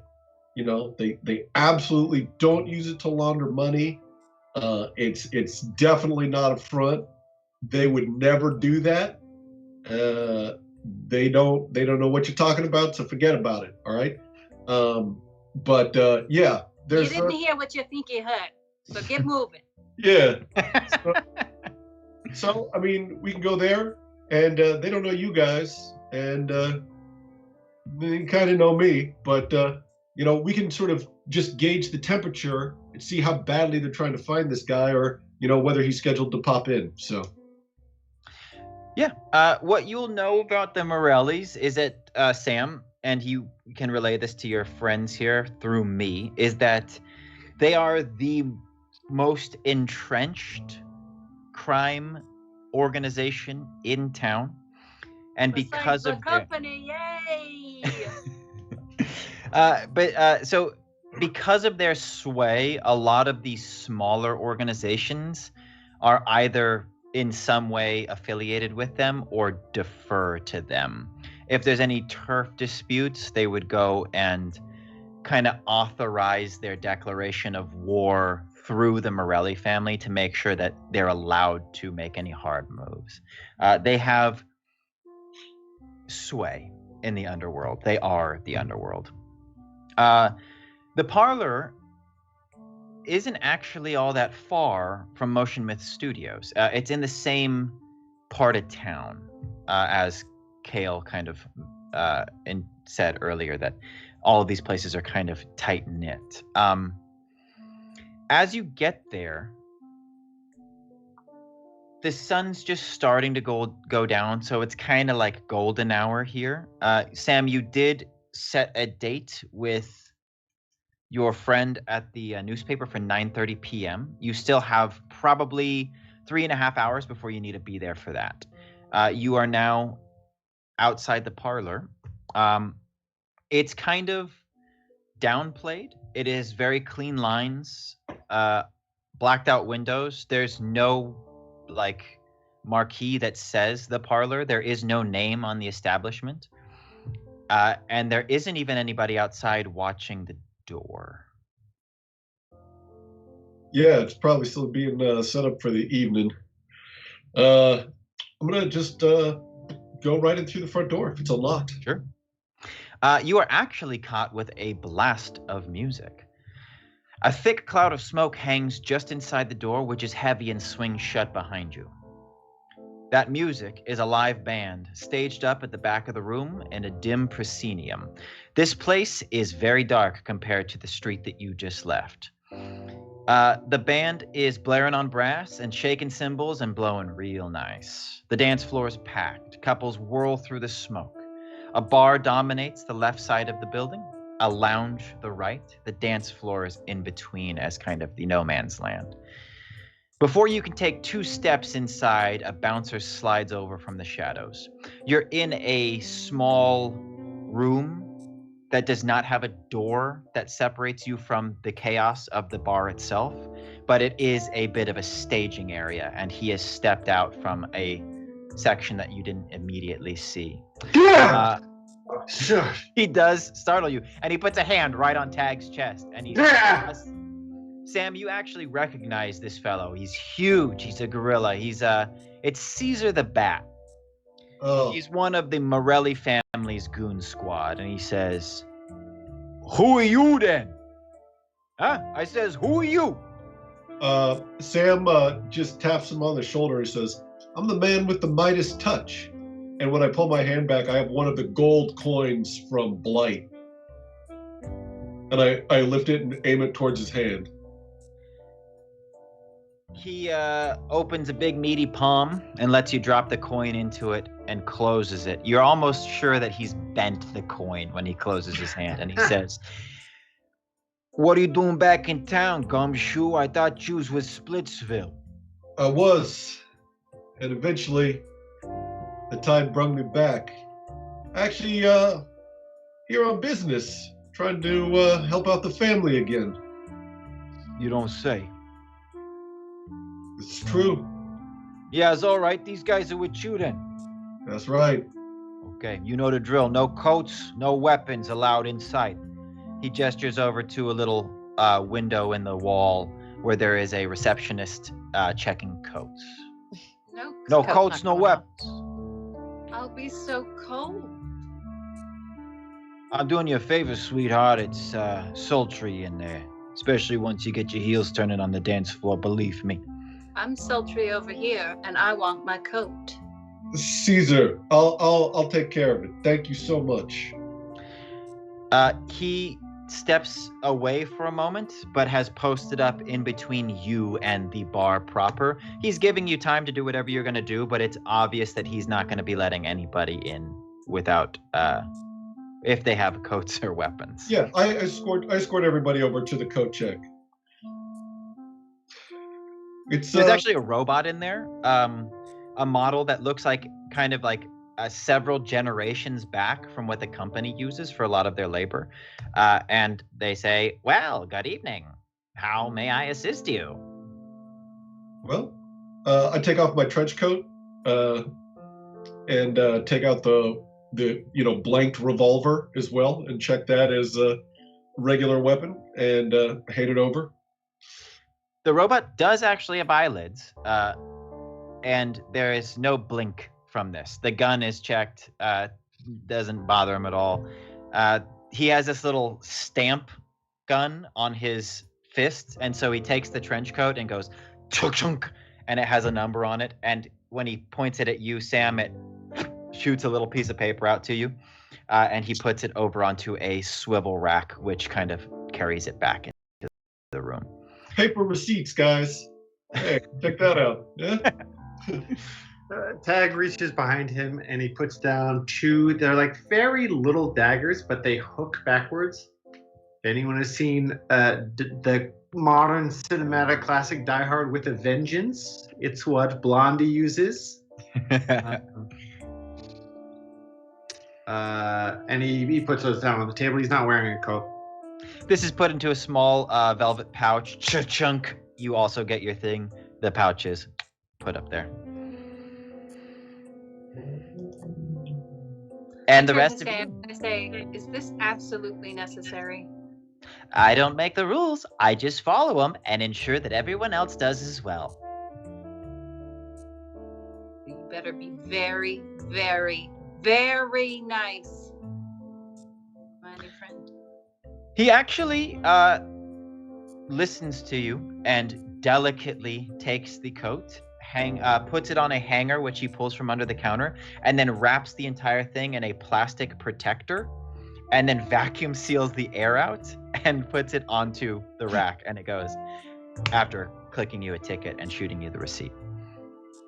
Nobody else has weapons? Rex, you didn't bring your shit?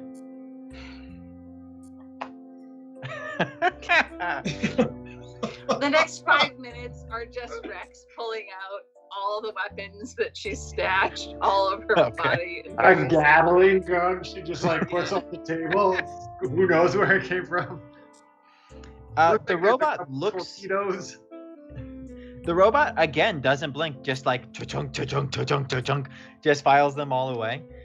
It seems to be standard fare. And Bryn, he looks at the staff, but thinks better of it and doesn't say anything. Good choice.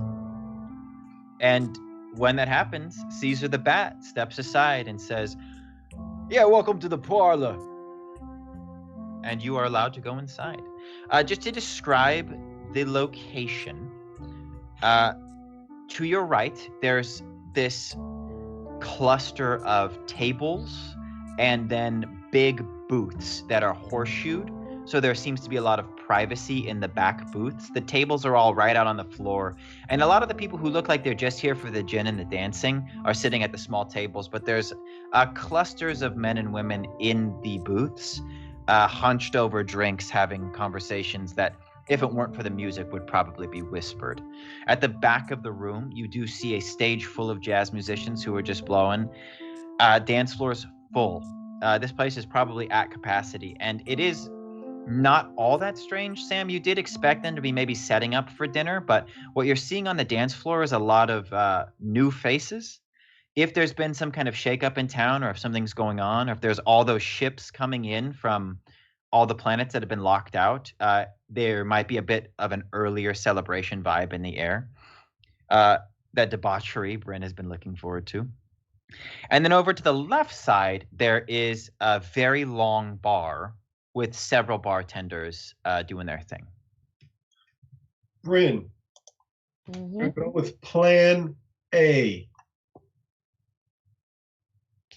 We're going with plan A. Plan A. You are going to go over to the long bar, and you're going to look for the tallest bartender. And when you go over there, you're going to ask for a light, and you're going to give him that pouty look. And when he says, "What's the matter?" you tell him you're Fittitch's girlfriend and you haven't seen him. If he knows anything, that's where we'll go. Plan A. If that doesn't work, you got to do it the hard way. All right. Do you have a cigarette though? I don't have one of those. Sam again sort of just like pops the cigarette up like it was just in his hand the whole time and hands it over. We're gonna do the Bryn scene, but where are the three of you going to post up while it happens? I think Tag's gonna head somewhere else. There's like a little there's a little corner in the back. It's not even the full bar. It's just basically like a shots table, just a little table. Someone's just got one bottle of liquor, is just pouring one-offs. I'm gonna head back there. There's people sort of like on tables nearby. You see some of them playing cards. It's not a whole operation, but it's kind of just like a little. It's a slightly different mood from the jubilant, raucous party of the rest of the place. It's a little more meditative. These people seem to be the regulars, while a lot of the hubbub is these fresh faces. Sure. What about the two of you? Are you going with them, or are you going to different places? I'm gonna sidle over to where like those big booths are, but also find a spot along where I have my back to the wall and I can just kind of survey the scene. Sure. Okay. Sam? I'm gonna give it a few minutes so that I can see how it fares with Bryn on squeezing some info out of this bartender. And in the meantime, I'm gonna head over to one of the phones and out of habit and refrain from calling my ex-wife. Okay. All right, so Bryn, you sway over to the bar. The tallest bartender is actually a woman. They're busy but not overwhelmed. There's just a lot of movement, but they seem to be there's like 4 bartenders and they're all moving in perfect unison where it just looks like a well-oiled machine, and they seem to be jovial and having a good time and just kind of churning out drinks. Okay. I sit down, I pull out my cigarette. Look up. I say, "Excuse me, do you have a light?" She actually has a cigarette dangling out of the side of her mouth, and she plucks it and holds it forward for you, forcing you to light it off the cherry on top of it. And then she says, "What are you drinking?" Oh, what do you recommend? She just pulls a bottle of gin out that's unlabeled and says, "Something I don't gotta mix." Perfect. She just pours you like 2 fingers into a glass, throws some ice in, and then throws a citrus fruit that you've never even fucking heard of before. It's got a blue rind and an orange flesh inside. She just throws it in, doesn't squeeze it or anything, and slides it across the bar, and says, "Starting to tap?" Sure. Name? Ginger. She like goes over, writes a little piece of thing, and then kind of like squints at you. And when she is done scribbling and sets it down, you can see that she's actually just drawn a little doodle of you instead of like writing any notes down. She just draws like kind of a what you look like, and she sets it off to the side. And I just audibly sigh. She's still just pulling tickets and like moving her hands in a very fluid way, shaking things, pouring them, you know, like shaving different parts of fruit into things. But she's like, "What's wrong, Ginger?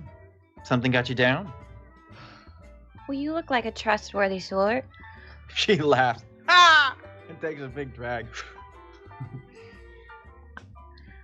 I've been so worried. I can't. My boyfriend's gone missing, and he's never done that before. I can always reach him. I can't find him. This Fittich is always so reliable, and it's just got me real worried, you know. Fittich, Yeah. Do you know? you run around with him. Yeah. He ain't missing, sweetheart. I think he might be avoiding you. Why would he avoid me? You saying something's wrong with me? I'm not saying anything of the sort, but Fittich ain't missing. He's in back right now. That dirty devil. I'm gonna have words with him. Yeah, all right. Don't make him too heated or they'll throw you out. But he just got done talking to the boss. The boss. Oh. She points to the back of the room, to the side of the stage. There's a place there that is much smokier and much darker, and there is a single person sitting at the back booth, but you can't quite make out any of their features. They do seem to be alone. Yeah, I came in, he looked pretty high, but when he got out of the back room, he seemed pretty low. He's drinking a double. You want to bring him another one? Yes, thank you. On your tab there, Ginger? Yeah. She writes something down on that little picture of you. When she turns, you can see that she has this tattoo that's curling up and over and around her neck. It's of this like white snake or some kind of serpent that's just barely visible on her skin. And then she says, "All right," and pours brown liquid into a cup half full and slides it over to you and says, "You look like you're new here. And we got a pretty nice honor system on the tabs, but this bar ain't one that you want to run out, you dig?" Oh. Yes. And I'm new to this part of town, but not new to Void. Sure you're not. And I realize I don't have any of my money on me, and She started you a tab. She's basically just saying, like, I'm not taking your credit card, but this is a mob bar, so do not fucking walk out. okay, just say I'm just gonna go freshen up before I talk to Fittich. Thank you so much, Miss Zuzu. Sue. Is that what you said? Zuzu. Zuzu. That's a lovely name. Thanks. All right, I'll be back in a flash to pick up that second drink. Whatever you say, Ginger. And I get up and I head towards where I think the bathroom. Where are the restrooms? You just like get up from the bar and are completely disarmed and unable to make a good exit. So you just kind of like wander. And she points. The bathrooms it looks like she's pointing to the opposite corner. They would be at the end of the bar where she said Fittich would be at the end of the lounge. If lounge is the right, bar is left, bathrooms are in the back. Okay. I make my way back to the bathroom and I throw a glance over my shoulder back at her. She's like shaking a drink and laughing at you and telling her friend, like kind of pointing in your direction. Like, yeah. Okay. As I go to the bathroom, I tuck in really quick, and then I peek my head around, hoping that like Sam followed me. Well, I definitely followed. Okay. Rex. Yeah, Fittich is here. He's in the back room. He met with the boss. He's here. What? Yeah. So I have to pick up another drink at the bar and go take it back to him. I don't know what to say when I get there. He's not gonna know who I am. She gave you both drinks. I have both drinks in my hand right now. Oh, not if you didn't want them to. I'm just saying. Okay. Yeah. You Okay. you can have them if you want. Okay. Don't take your drink into the bathroom. It's gross. No, I downed my drink. I'm gonna pick his up and take it back to him. Anyhow, what do I do? Do I go over and talk to him? Do I bring him a drink? Strike up a conversation? Kind of on a roll. Yeah, I think you have to. Maybe tell him it's from somebody else. Oh, that's good. Who? Sam hangs up the phone, which is obviously by the bathrooms. He's just like, all right. This is all great. I like where your head's at. We're going to do all three. Here's what happens. You're going to go back and get the drink. You're going to sit down at his table. And you're going to tell, if he asks who the drink is from, you'll say it's from, someone else. You're just playing. You're playing. An admirer. That's right. Oh, an admirer. All right. While you're looking him right in his eyes. Now, Okay. We don't know what state he's going to be. What you're going to do is entice him to leave this place with you, and maybe in the meantime figure out what he's doing here. And where should we go? I don't know this city. Oh, no, you just get him outside. Once you get him outside, then we Okay. Oh, tell him you'll take him back to your place, Okay. which is my place. Oh, your office? Okay. Yeah. Okay. And if that works, we just call Kale on the way back, and bada boom, bada bing, we win. Okay. But just so you know, it almost never goes the way that we want it to go. It's just how Void works. So, have fun out there. I turn to Sam and I say, "You're good at the sneaky stuff." Yeah, you learn a couple things living under a rock. All right, so Bryn heads back to pick up the drink, but while she's crossing the room, I think the camera settles on Tag, who is seated amongst the locals of this place, who are all starting to really stink eye him. They're very suspicious of who this little pipsqueak is that just sat down in the locals only area. But nobody's said anything yet. And so Tag says, "Oh, you guys, y'all playing cards?" Is that a trick question? Oh, sorry. I didn't know how to. You don't really go up to a group and say, "Hey, I see you're playing cards. Deal me in." I guess maybe a man could say that. I'm not the best at transit. So y'all are playing cards. That ain't a question. That's a statement. All right. Hey, this kid's sharp, huh? Yeah, he is. It's just Yeah. like a couple Goombas here at the table with you. Sure. So I think that this is a game. It's like a very simple, it's not a really like a high intellect poker kind. It's just like a real, I don't really know what the real world equivalent is for us, but just kind of like, they're essentially playing war or something. It's just like very repetitive, very mundane, and just like stacking cash and stacking cash. And this is a game that Tag has played tons in his life throughout his childhood. There is an element of skill. It's not purely like a luck of the draw thing.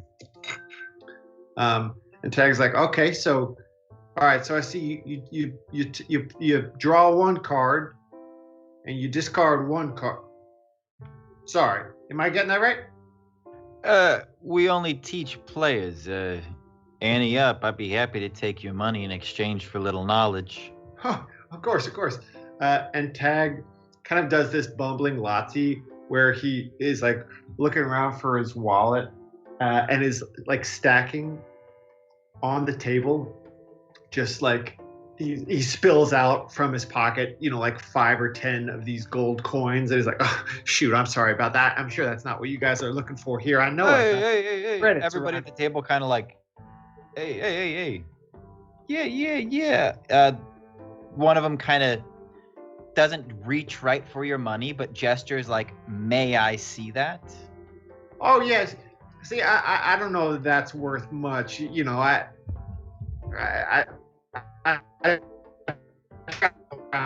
collecting a lot of things from a lot of planets, and but yeah, by all means, y'all take a look.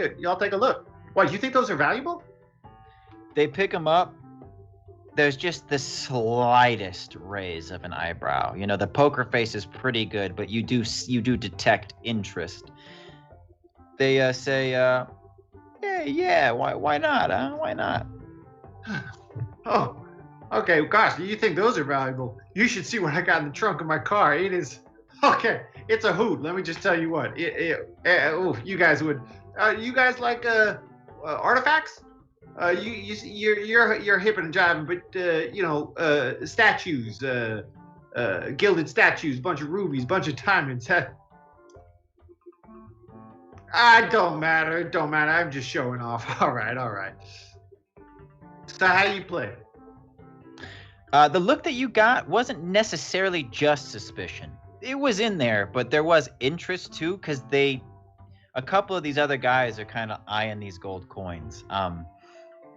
Okay, but they give you a quick rundown of the game. You don't like jewels. You don't like shiny stuff. I see you're more a man of purpose. All right. What about antique weapons? I gotta. Oh yeah, I just trying to make friends. Y'all ain't interested in that. Anyway. They give you a quick rundown of the game, and they say, we'll start with the coins, but if you get in deep, we could talk about what else you might be able to ante up with. The game is simple, and it is the one that you recognize. There's just a few changes, but they seem to be like house rules. You pick it up very quickly. Would you like to play this game with them? Yeah. Okay. I think it'll just be a lore roll as kind of our intelligence-based. Unless you're trying to cheat. We could change the roll if you're trying to cheat. No, I think Tag is trying to throw a couple matches. I think Tag wants to like throw away some coins. Yeah, he's trying to lose. Okay. Your success with what you want will be determined by how good your roll is. So there's a chance that you want to do some stuff and they just fucking fleece you, but we'll see. Okay. This, for those tuning in new to the show, this is something we like to call the fadeaway floor. The roll of 6 or lower, you fail. We're rolling 2d6s. 10 to 12 is a full success. 7 to 9 is a partial. 1 to 6 is a failure. And you get a little experience there, Tag. You have this idea that you're going to get in with these guys. They're all kind of like middle-aged lumps. They're just like glued to they've grown into their chairs. They've been playing this game, and this money's been going around in circles for hours. And you just get the impression that it's going to be no problem to just kind of jump in, maybe throw a couple hands, kind of spread your money around. Within 4 or 5 hands, you are broke. They have taken all of your gold coins that you've anteed up, and it happened in a way where you were just playing the game, and then all of a sudden, each of them had kind of like equally distributed your coins among themselves, and you're just out of money. There was no shit talking. There was no big moments. It just like systematically happened. And now you're sitting there, and they're all saying, so we talking gilded statues with rubies, antique weapons. You still playing? What are you doing, huh? Oh gosh, yeah. I think I understand the game now. In fact, I think I know that. Yeah, I'm feeling pretty good. Yeah, I got honestly, if it's of interest to you, I've had this piece for me for a long time. I got it off Bloom Planet a couple months back. See, I go on tours on the other planets. I go looking for this sort of stuff, but by God, I just don't know what's of value and what isn't. So, what a strange predicament to be in. Yeah, I mean, if you got somebody who can, appraise the value of this sort of thing, I'd love to talk to him, and then I'd know what I could put on the table, try to maybe get some of them coins back. The main guy who's been your go-between kind of looks at one of the other ones and goes, hey, what do you think, Chester? You think we got somebody who could appraise a mysterious magical item? And there's a little bit of snickering that goes around the circle. Oh, sorry. Did I misuse that word? Appraise. No, I think that's right. Appraise. Sorry. Now I'm just saying the word now. What did I? We know how to move items, my friend. Say again? We know how to move items, my friend. Don't worry about it. If it's valuable, you could play. What you got? Oh, gosh, I don't know if it's got value. So now I'm like, Tag is sort of going out on a bluff because he doesn't have anything to show, but he does want to make this contact. So he describes this sort of ornate statue that's made out of sort of pure obsidian. Obviously, we know what world we're in here, so I'm going to just go ahead and wink fully at our own plot and make it a bird statue. So he's just making this up off the top of his head. He's just describing something to make it sound as valuable as possible, but also something kind of obscure, something that would really require a skilled fence to move. Okay. You're alluding to the Maltese Falcon? Yeah, duh. I mean, he doesn't. Yeah, I'm just making sure you're not alluding to one of our props, because at first I was like, bird statue. Okay, yeah, sure. He says, look, hey, if you're trying to get some stuff off your hands, we'd be happy to take it from you. But if you want to talk to somebody about it first, he reaches into his coat pocket and pulls out a little piece of paper and slides it across the table. He says, hey, you want to know if something's worth playing? This is where you go to find out. You want to come back and play? We'll be here any day of the week. Well, yeah, I sure would love to. Can you guys just sort of keep track of what we're doing, and I'll be back here to win back them coins as soon as I can. He looks over to the front door that you walk through and signals to Caesar the Bat, who kind of cracks his knuckles and looks across the room.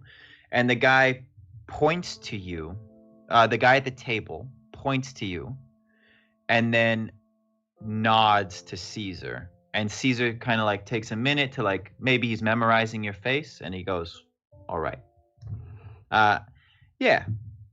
You let Caesar here know that you want to come get your money back anytime. We'll be here. Okay.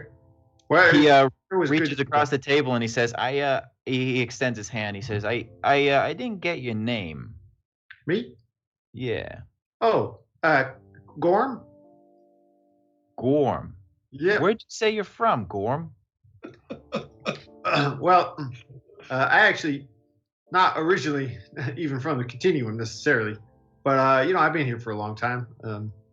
You could say that I grew up on fire.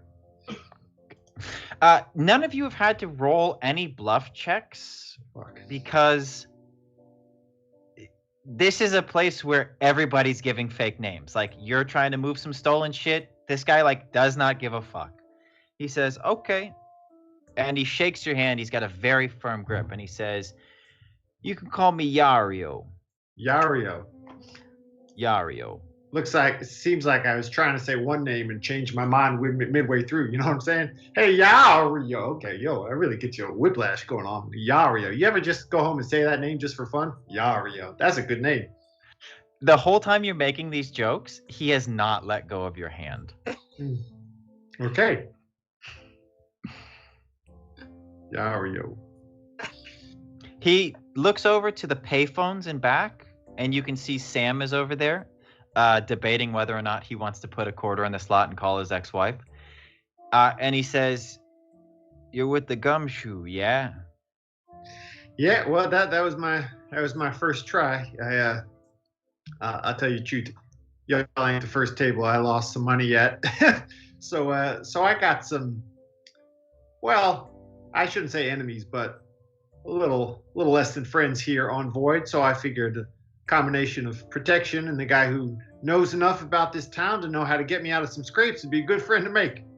Yeah, you're right. And you just tell him that you got business with Yario Mora, and we'll talk soon. Okay, I look forward. There's an obvious dismissal where they just kind of turn back and they start playing with your money, and you are forced to kind of scoot away from the table as nobody pays attention to you, and Bryn crosses behind you and the camera follows her towards Fiddich's table. Okay, well, I grabbed the drink. Okay. And I'm like, how okay. would you like to handle this? Why don't you set the scene? As you get closer to the booth in back, you do see that it is a male sitting at the table alone. He seems to be mumbling to himself and kind of pounding the table every once in a while, and he's just nursing this drink. I'm walking, I'm nervous, and I look back and I notice that the bartender, Zuzu, is kind of looking to see what's going to happen, and all of a sudden the plans that we had completely went out of my head, and now I'm in the scene, and I walk up to him and I throw my drink in his face and I say, how could you? He sputters and jumps up out of the booth, tripping over himself, and pops back up. And I want to do a voice for this guy, but all those mobster voices are in my head. And he says, hey, what the hell's your problem? And he wipes the drink out of his eyes and he says, that's not very nice. I know, there's a guy back there that won't leave me alone, and I told him that I was with you and that we were having a fight, and he wouldn't believe me, so please just go with it. He steps forward, he says, which guy? You point him out to me and I'm gonna kick his ass. And I just sort of point randomly over to the bar area, or the seating by the bar, like over there. I'm like, that guy. Right where Tag is just like strolling back away from this table. He sees Tag. He says, that guy? Yes. He just pushes past you, still wiping drink out of his face, and beelines for Tag, and actually like grabs him by the lapel and lifts him up. Oh. He says, hey, asshole, you messing with this broad? And I'm looking at Tag and I'm trying to wink, but I can't wink. And I'm like, go with it. He shakes you. I'm talking to you, buddy. Oh, okay, that's good. Thanks so much. And I like try to get between them. Who's asking? He does separate from Tag as you kind of squeeze up, but does not let go. So he's just holding him out like at an extended thing, trying to keep a hang on him. I think Tag is just mirroring the behavior. So he shakes Tag, Tag just shakes him back, and then he grabs him, and Tag just grabs him. He's like, "Wait, are you messing with this girl?" You have this moment where you're now having a scuffle, and as Tag tries to get a hold of the situation and engages with Fittich, who you assume is Fittich, you can kind of see Rex and Sam, you're much more keyed into this. The music has kind of slowed to a stop. All of the bartenders have stopped making drinks. They're just standing there holding shakers. And a couple of the guys at the table where Tag just was have moved their coats, and you can clearly see the butts of Void Blasters in their jackets. They got to bring in coats? Yeah. Whoa! I just try to de-escalate. I come in and I look at Tag and I'm just like, just leave me alone, okay? And then I look at Fittich, who I don't know his name really, and I say, thank you so much for taking care of this. Do you think that you could possibly walk me outside? And I think that I should be okay. He says to Tag, he says, listen, bro. What? You better Bro. check yourself before something really bad happens to you. Wow, bro. You had the opportunity to insult me and rhyme while doing it, and you missed out. Just missed out on all that life has to offer when you're not assuming the worst in people. Let me tell you something, and you better not forget it. I hate rhyming. Well, let me tell you something that would serve you well to remember. Not everyone shares your displeasure with fun phonetics. So, don't expect to be making too many friends around the neighborhood with your arbitrary aversion to wordplay. Is it rhyming or is it just wordplay in general? I guess I don't know a lot about you, but I know that I have yet to make up my mind about you. He lets go of your collar, and you drop the inch that you had been lifted up, and he says, just rhyming. And he holds out his arm for you, Bryn. And I take it and I look at Tag and I'm like, and then let's go. As you're walking out of the bar, you hear a very loud throat clearing, and you can see Zuzu holding up a little picture of you. I walk over to the bar. I walk immediately over to the bar. Okay. To handle, I just walk over to Zuzu. I'm like, you can put it on mine. And Sure. She takes the card and checks it. And Bryn, you and this person walk outside into the bright golden late afternoon sun. And it is inside the bar. The music picks back up. All the guys. It's just this one table that has jackets on. They settle back down. The cards start being played. The drinks start going back out. The bar kind of goes over. I ask Zuzu, I say, hey, I've never seen her around here before. Is that, did they come in together? Is that, No, they're just, well, Fittich, he's trouble. But, the broad, she's just one of these fresh faces, fresh out of orbit. And we've been getting a lot of that lately. Nobody knows what's actually going on. They don't know which neighborhoods they should be staying out of for their shore leave. yeah, there's almost trouble here. Glad it died down.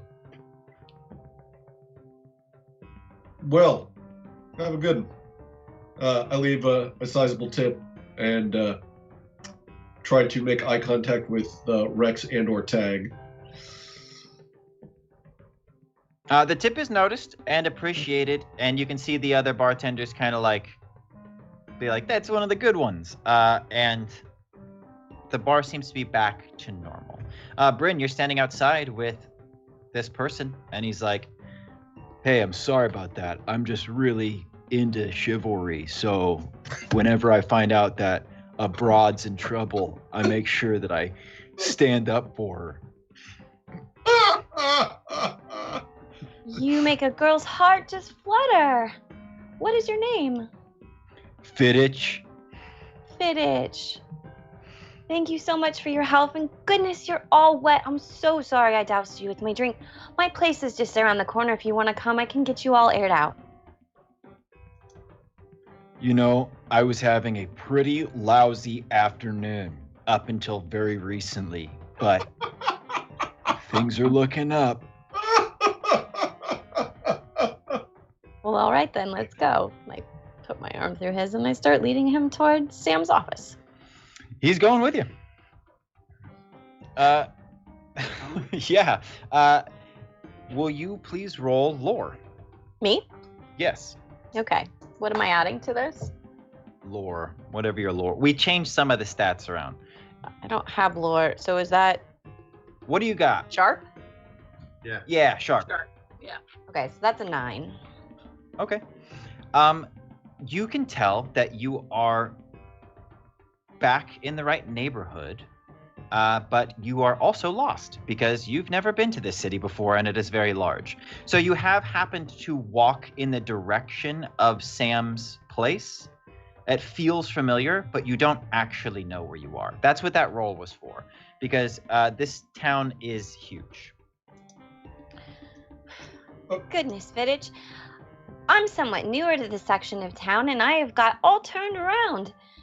My place, I remember, is definitely lacking compared to some of the scenery that's around here. It's in a neighborhood that is a little bit of a retro throwback. Do you know where that is? Maybe. That is quite an interesting way to describe one of the neighborhoods of the city. We go outside. Where are you from? He starts walking in a direction confidently and says, So where are you from? Oh gosh, I'm kind of like one of those military brats that has traveled all over the place. I've lived all over, but this is my first time on Void. so, the military as a larger entity, I think would be a private organization under the purview of the company. Yes. Yeah. And so he says, You work for the Blackwater shit. What? You work for the company? No, I was orphaned when I was 4, so I was taken. Okay, now you're gonna roll cool or charisma or whatever the fuck. You're rolling ruined something. my roll. What is this plus? What is this plus cool? Yeah, cool would work. Another 9. Okay. He gives you a look and says, Orphan, huh? Yeah. Are your parents still alive? Barely. Oh. Are they sick? I'm sorry. I wish. That's not a very nice way to talk about your parents. I'd give anything to have parents that were alive. Yeah, I'm sorry, I'm being insensitive. It's just that the relationship I have with my mother is strained. Hold on. Sorry. I'll throw this little mute on here so you don't hear me cackling in the background. Okay. Would you like to talk about it? Not particularly. She's part of the reason I was having such a hard day. look, let's focus on you. And he Okay. kind of gestures around, and you see that you're actually on. Just roll. Let's just see. Just roll. Just give me a straight roll. This is going to be for luck. 7. It's a good number. You can see that you're actually. You must be at the corner of Sam's Street. You get the Okay. feeling that you are back where you need to be. He says, Is this a part of town? It's got kind of a retro throwback vibe. Yeah. Yes, it looks very familiar. I think it's just down here. He Let it followed be you. true that Tag was able to hook up with the other two, and I imagine that we're all kind of taking a side street under Sam's knowledge to get to be back there when they arrive. Sure. I Are you feel trying like that could be a role to figure out if we were actually successful in following her. It depends on what you want to do. Do you guys want to follow close enough to keep an eye on them without being seen? Or do you just want to follow Sam to get back and take whatever route he takes? We're going to take a different route. We don't want to get spotted. We have the opportunity that if we need to communicate something, Tag can use his telepathic link, and it gives us time to call Kale and have her meet us at the office. Okay. Wait, are we calling Kale? Yeah, as soon as we got Fittich out of the bar, Sam is going to have to beeline for a phone to call her ASA. I don't know that we want to do that. Oh no? I thought that's what. I don't have Tag doesn't have much of a dog in this fight. Obviously, Rex has a very sensitive relationship with Kale, and Sam, you were the one hired for this. But it seems like there are reasons to maybe want to do our own investigation before we hand over the goods. Well, we're not. So I mean, yeah. I mean, that's one way to do it for sure. I think that's a Rex and Sam scene, and Tag's kind of just doing he's tagging along. All right, well, we could have that scene if we want. Yeah, let's see it in character. You guys are walking through an alley. Sam knows exactly where he's going. There's no roll necessary. He's actually taking you through several really cool little shortcuts. He knows how to get around this city. And so he proposes calling Kale and Rex. I don't think we should do that. I don't think that's wise. We don't know what he has. I mean, if it's... I've rarely seen Miss Kale nervous. And she was nervous when we were trying to get more information from her about what that thing was. So maybe it's just some family heirloom she really cares about, or I don't know, knowing what I know about the company, maybe it's something that could destroy the fabric of the universe that we absolutely do not want in our hands. I'd just like to, I don't know, have a little more information. Plus, we don't actually physically have him yet. If something were to happen between us calling her and her showing up and he's not there, I mean, that woman will rain hellfire down on you. And I know you're into that thing, but I just don't think it's the wisest play. Yeah. You know what really upsets me, honestly? What? That I didn't share my ice cream.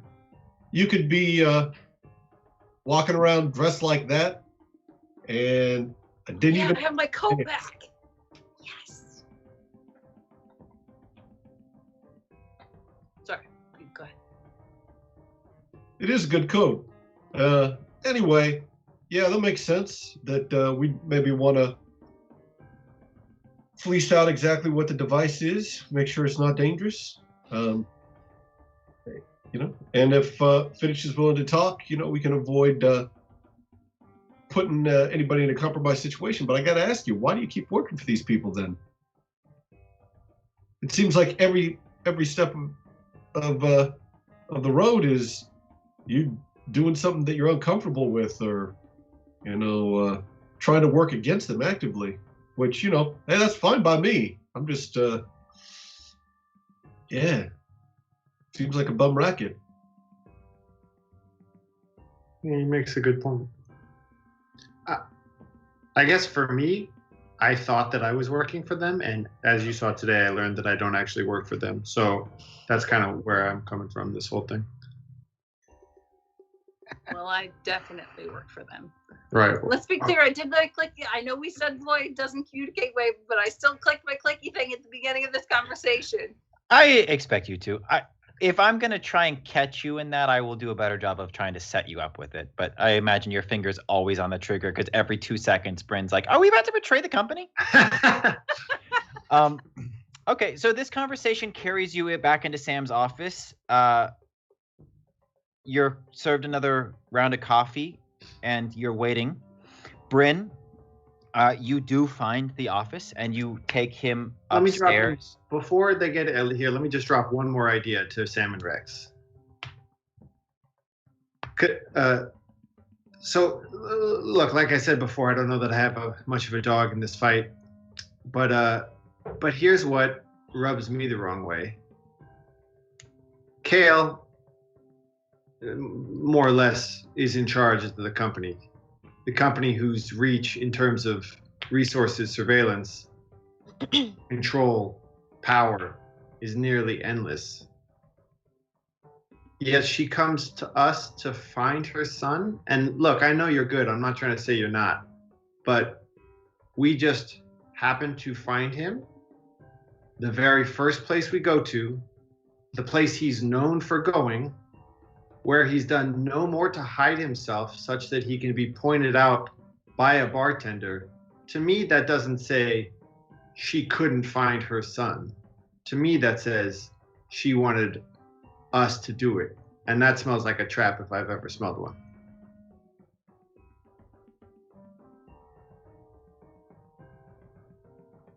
You know, I often make fun of your intellect, and I probably shouldn't, but I am impressed by that. As suspicious as I am, that thought hadn't occurred to me, but I think you're absolutely right to be suspicious. Do you want to take this opportunity to just give me the compliment, just without all the other kind of baggage around it? That was very smart. That's very astute, I should say. Thanks, Rex. I appreciate that. As this little conversation comes to an end, Bryn passes through the office, and Fittich has actually just been speaking the whole time about the places in the neighborhood that he likes and how he knew immediately that it was like the retro vibe you were going for because they have like arcades, and I'm pretty good at pinball, and you can actually stop and get snow cones late at night when you're crossing through. He's so involved in what he's saying that he doesn't notice where you're headed until you open the door to Sam's office and the other three are standing there waiting for him. And he says, "Oh," and looks over his shoulder at the sign that says Sam Hagen Detective Agency. And he goes, "Oh, right. This is totally a trap." Blackout.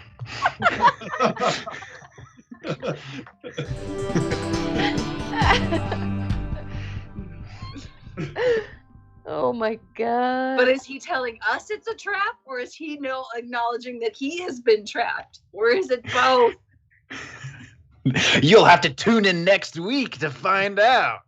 You've just done so many reversals and like changes on us that now I'm just genuinely suspicious of everything. Everything's a trap, yeah. Yeah. All right, everybody in the Murphy bed. Yeah.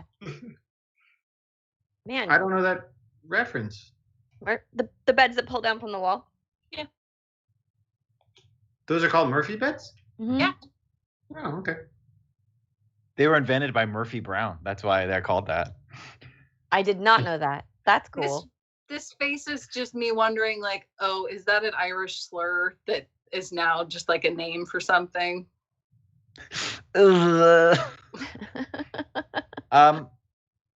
That's the end of the. What do we normally do at the end of the episode? You got to ask Lisa a says stuff. question. No. Oh yeah, Yeah. yeah. So we're gonna ask a You said we question. said let From, me do it. what? I said you took over. Just the question part. I got it prepared. This question is from chat. We're going to end all of our episodes here with a question from chat. If you want to submit a question, please do so by tagging us on Twitter or dropping it into our Discord.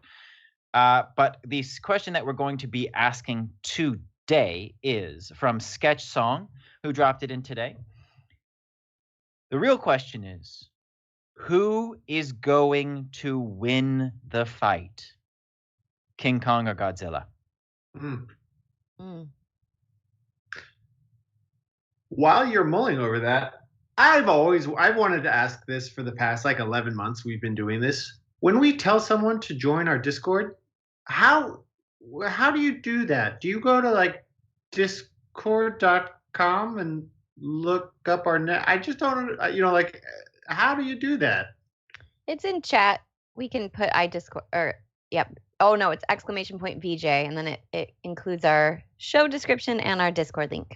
But how, just like coach me through it, if I'm like talking to a buddy on the street and I say, hey, new friend, join our Discord, and that person said how, I would be like, I don't got it. I would say maybe go to our Twitter and we can put it in our bio, a link. Okay, cool, smart. Yeah. I think King Kong's going to win because apes can use tools, and so he will undoubtedly fashion himself a hammered steel set of armor and like a rugged axe made out of a skyscraper that's got smaller skyscrapers stuck through it, and then use those tools against Godzilla, who will not actually die because Godzilla can't actually die. And so, sequel, what's up?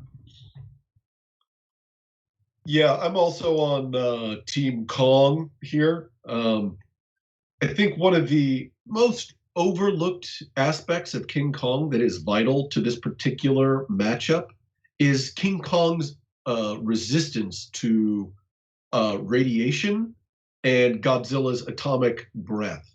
I think this is like, a lot of people are like, oh, King Kong, Godzilla, just blast him. It's like, bro, King Kong is prepared for that. He's not your average monkey. This guy was likely a wrestling superstar. He's got wrestling moves. He's got uppercuts. He's got pile drivers. He's, as Jesse said, he's the type of guy who's going to grab a chair from the outside of the ring and just clobber Godzilla. Plus, at the end of the day, King Kong has love in his heart. King cares about people. Godzilla only cares about Godzilla. And I think we all know that love is the most powerful entity on Earth. That's persuasive. I was gonna come in here saying Godzilla, not really with any data to substantiate my claim, but I'm compelled by your argument.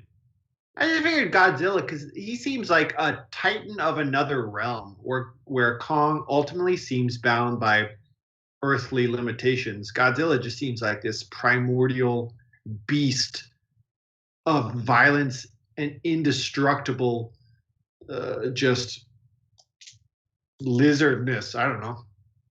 He never dies. He always just goes back to sleep. He's always just like, I've had enough.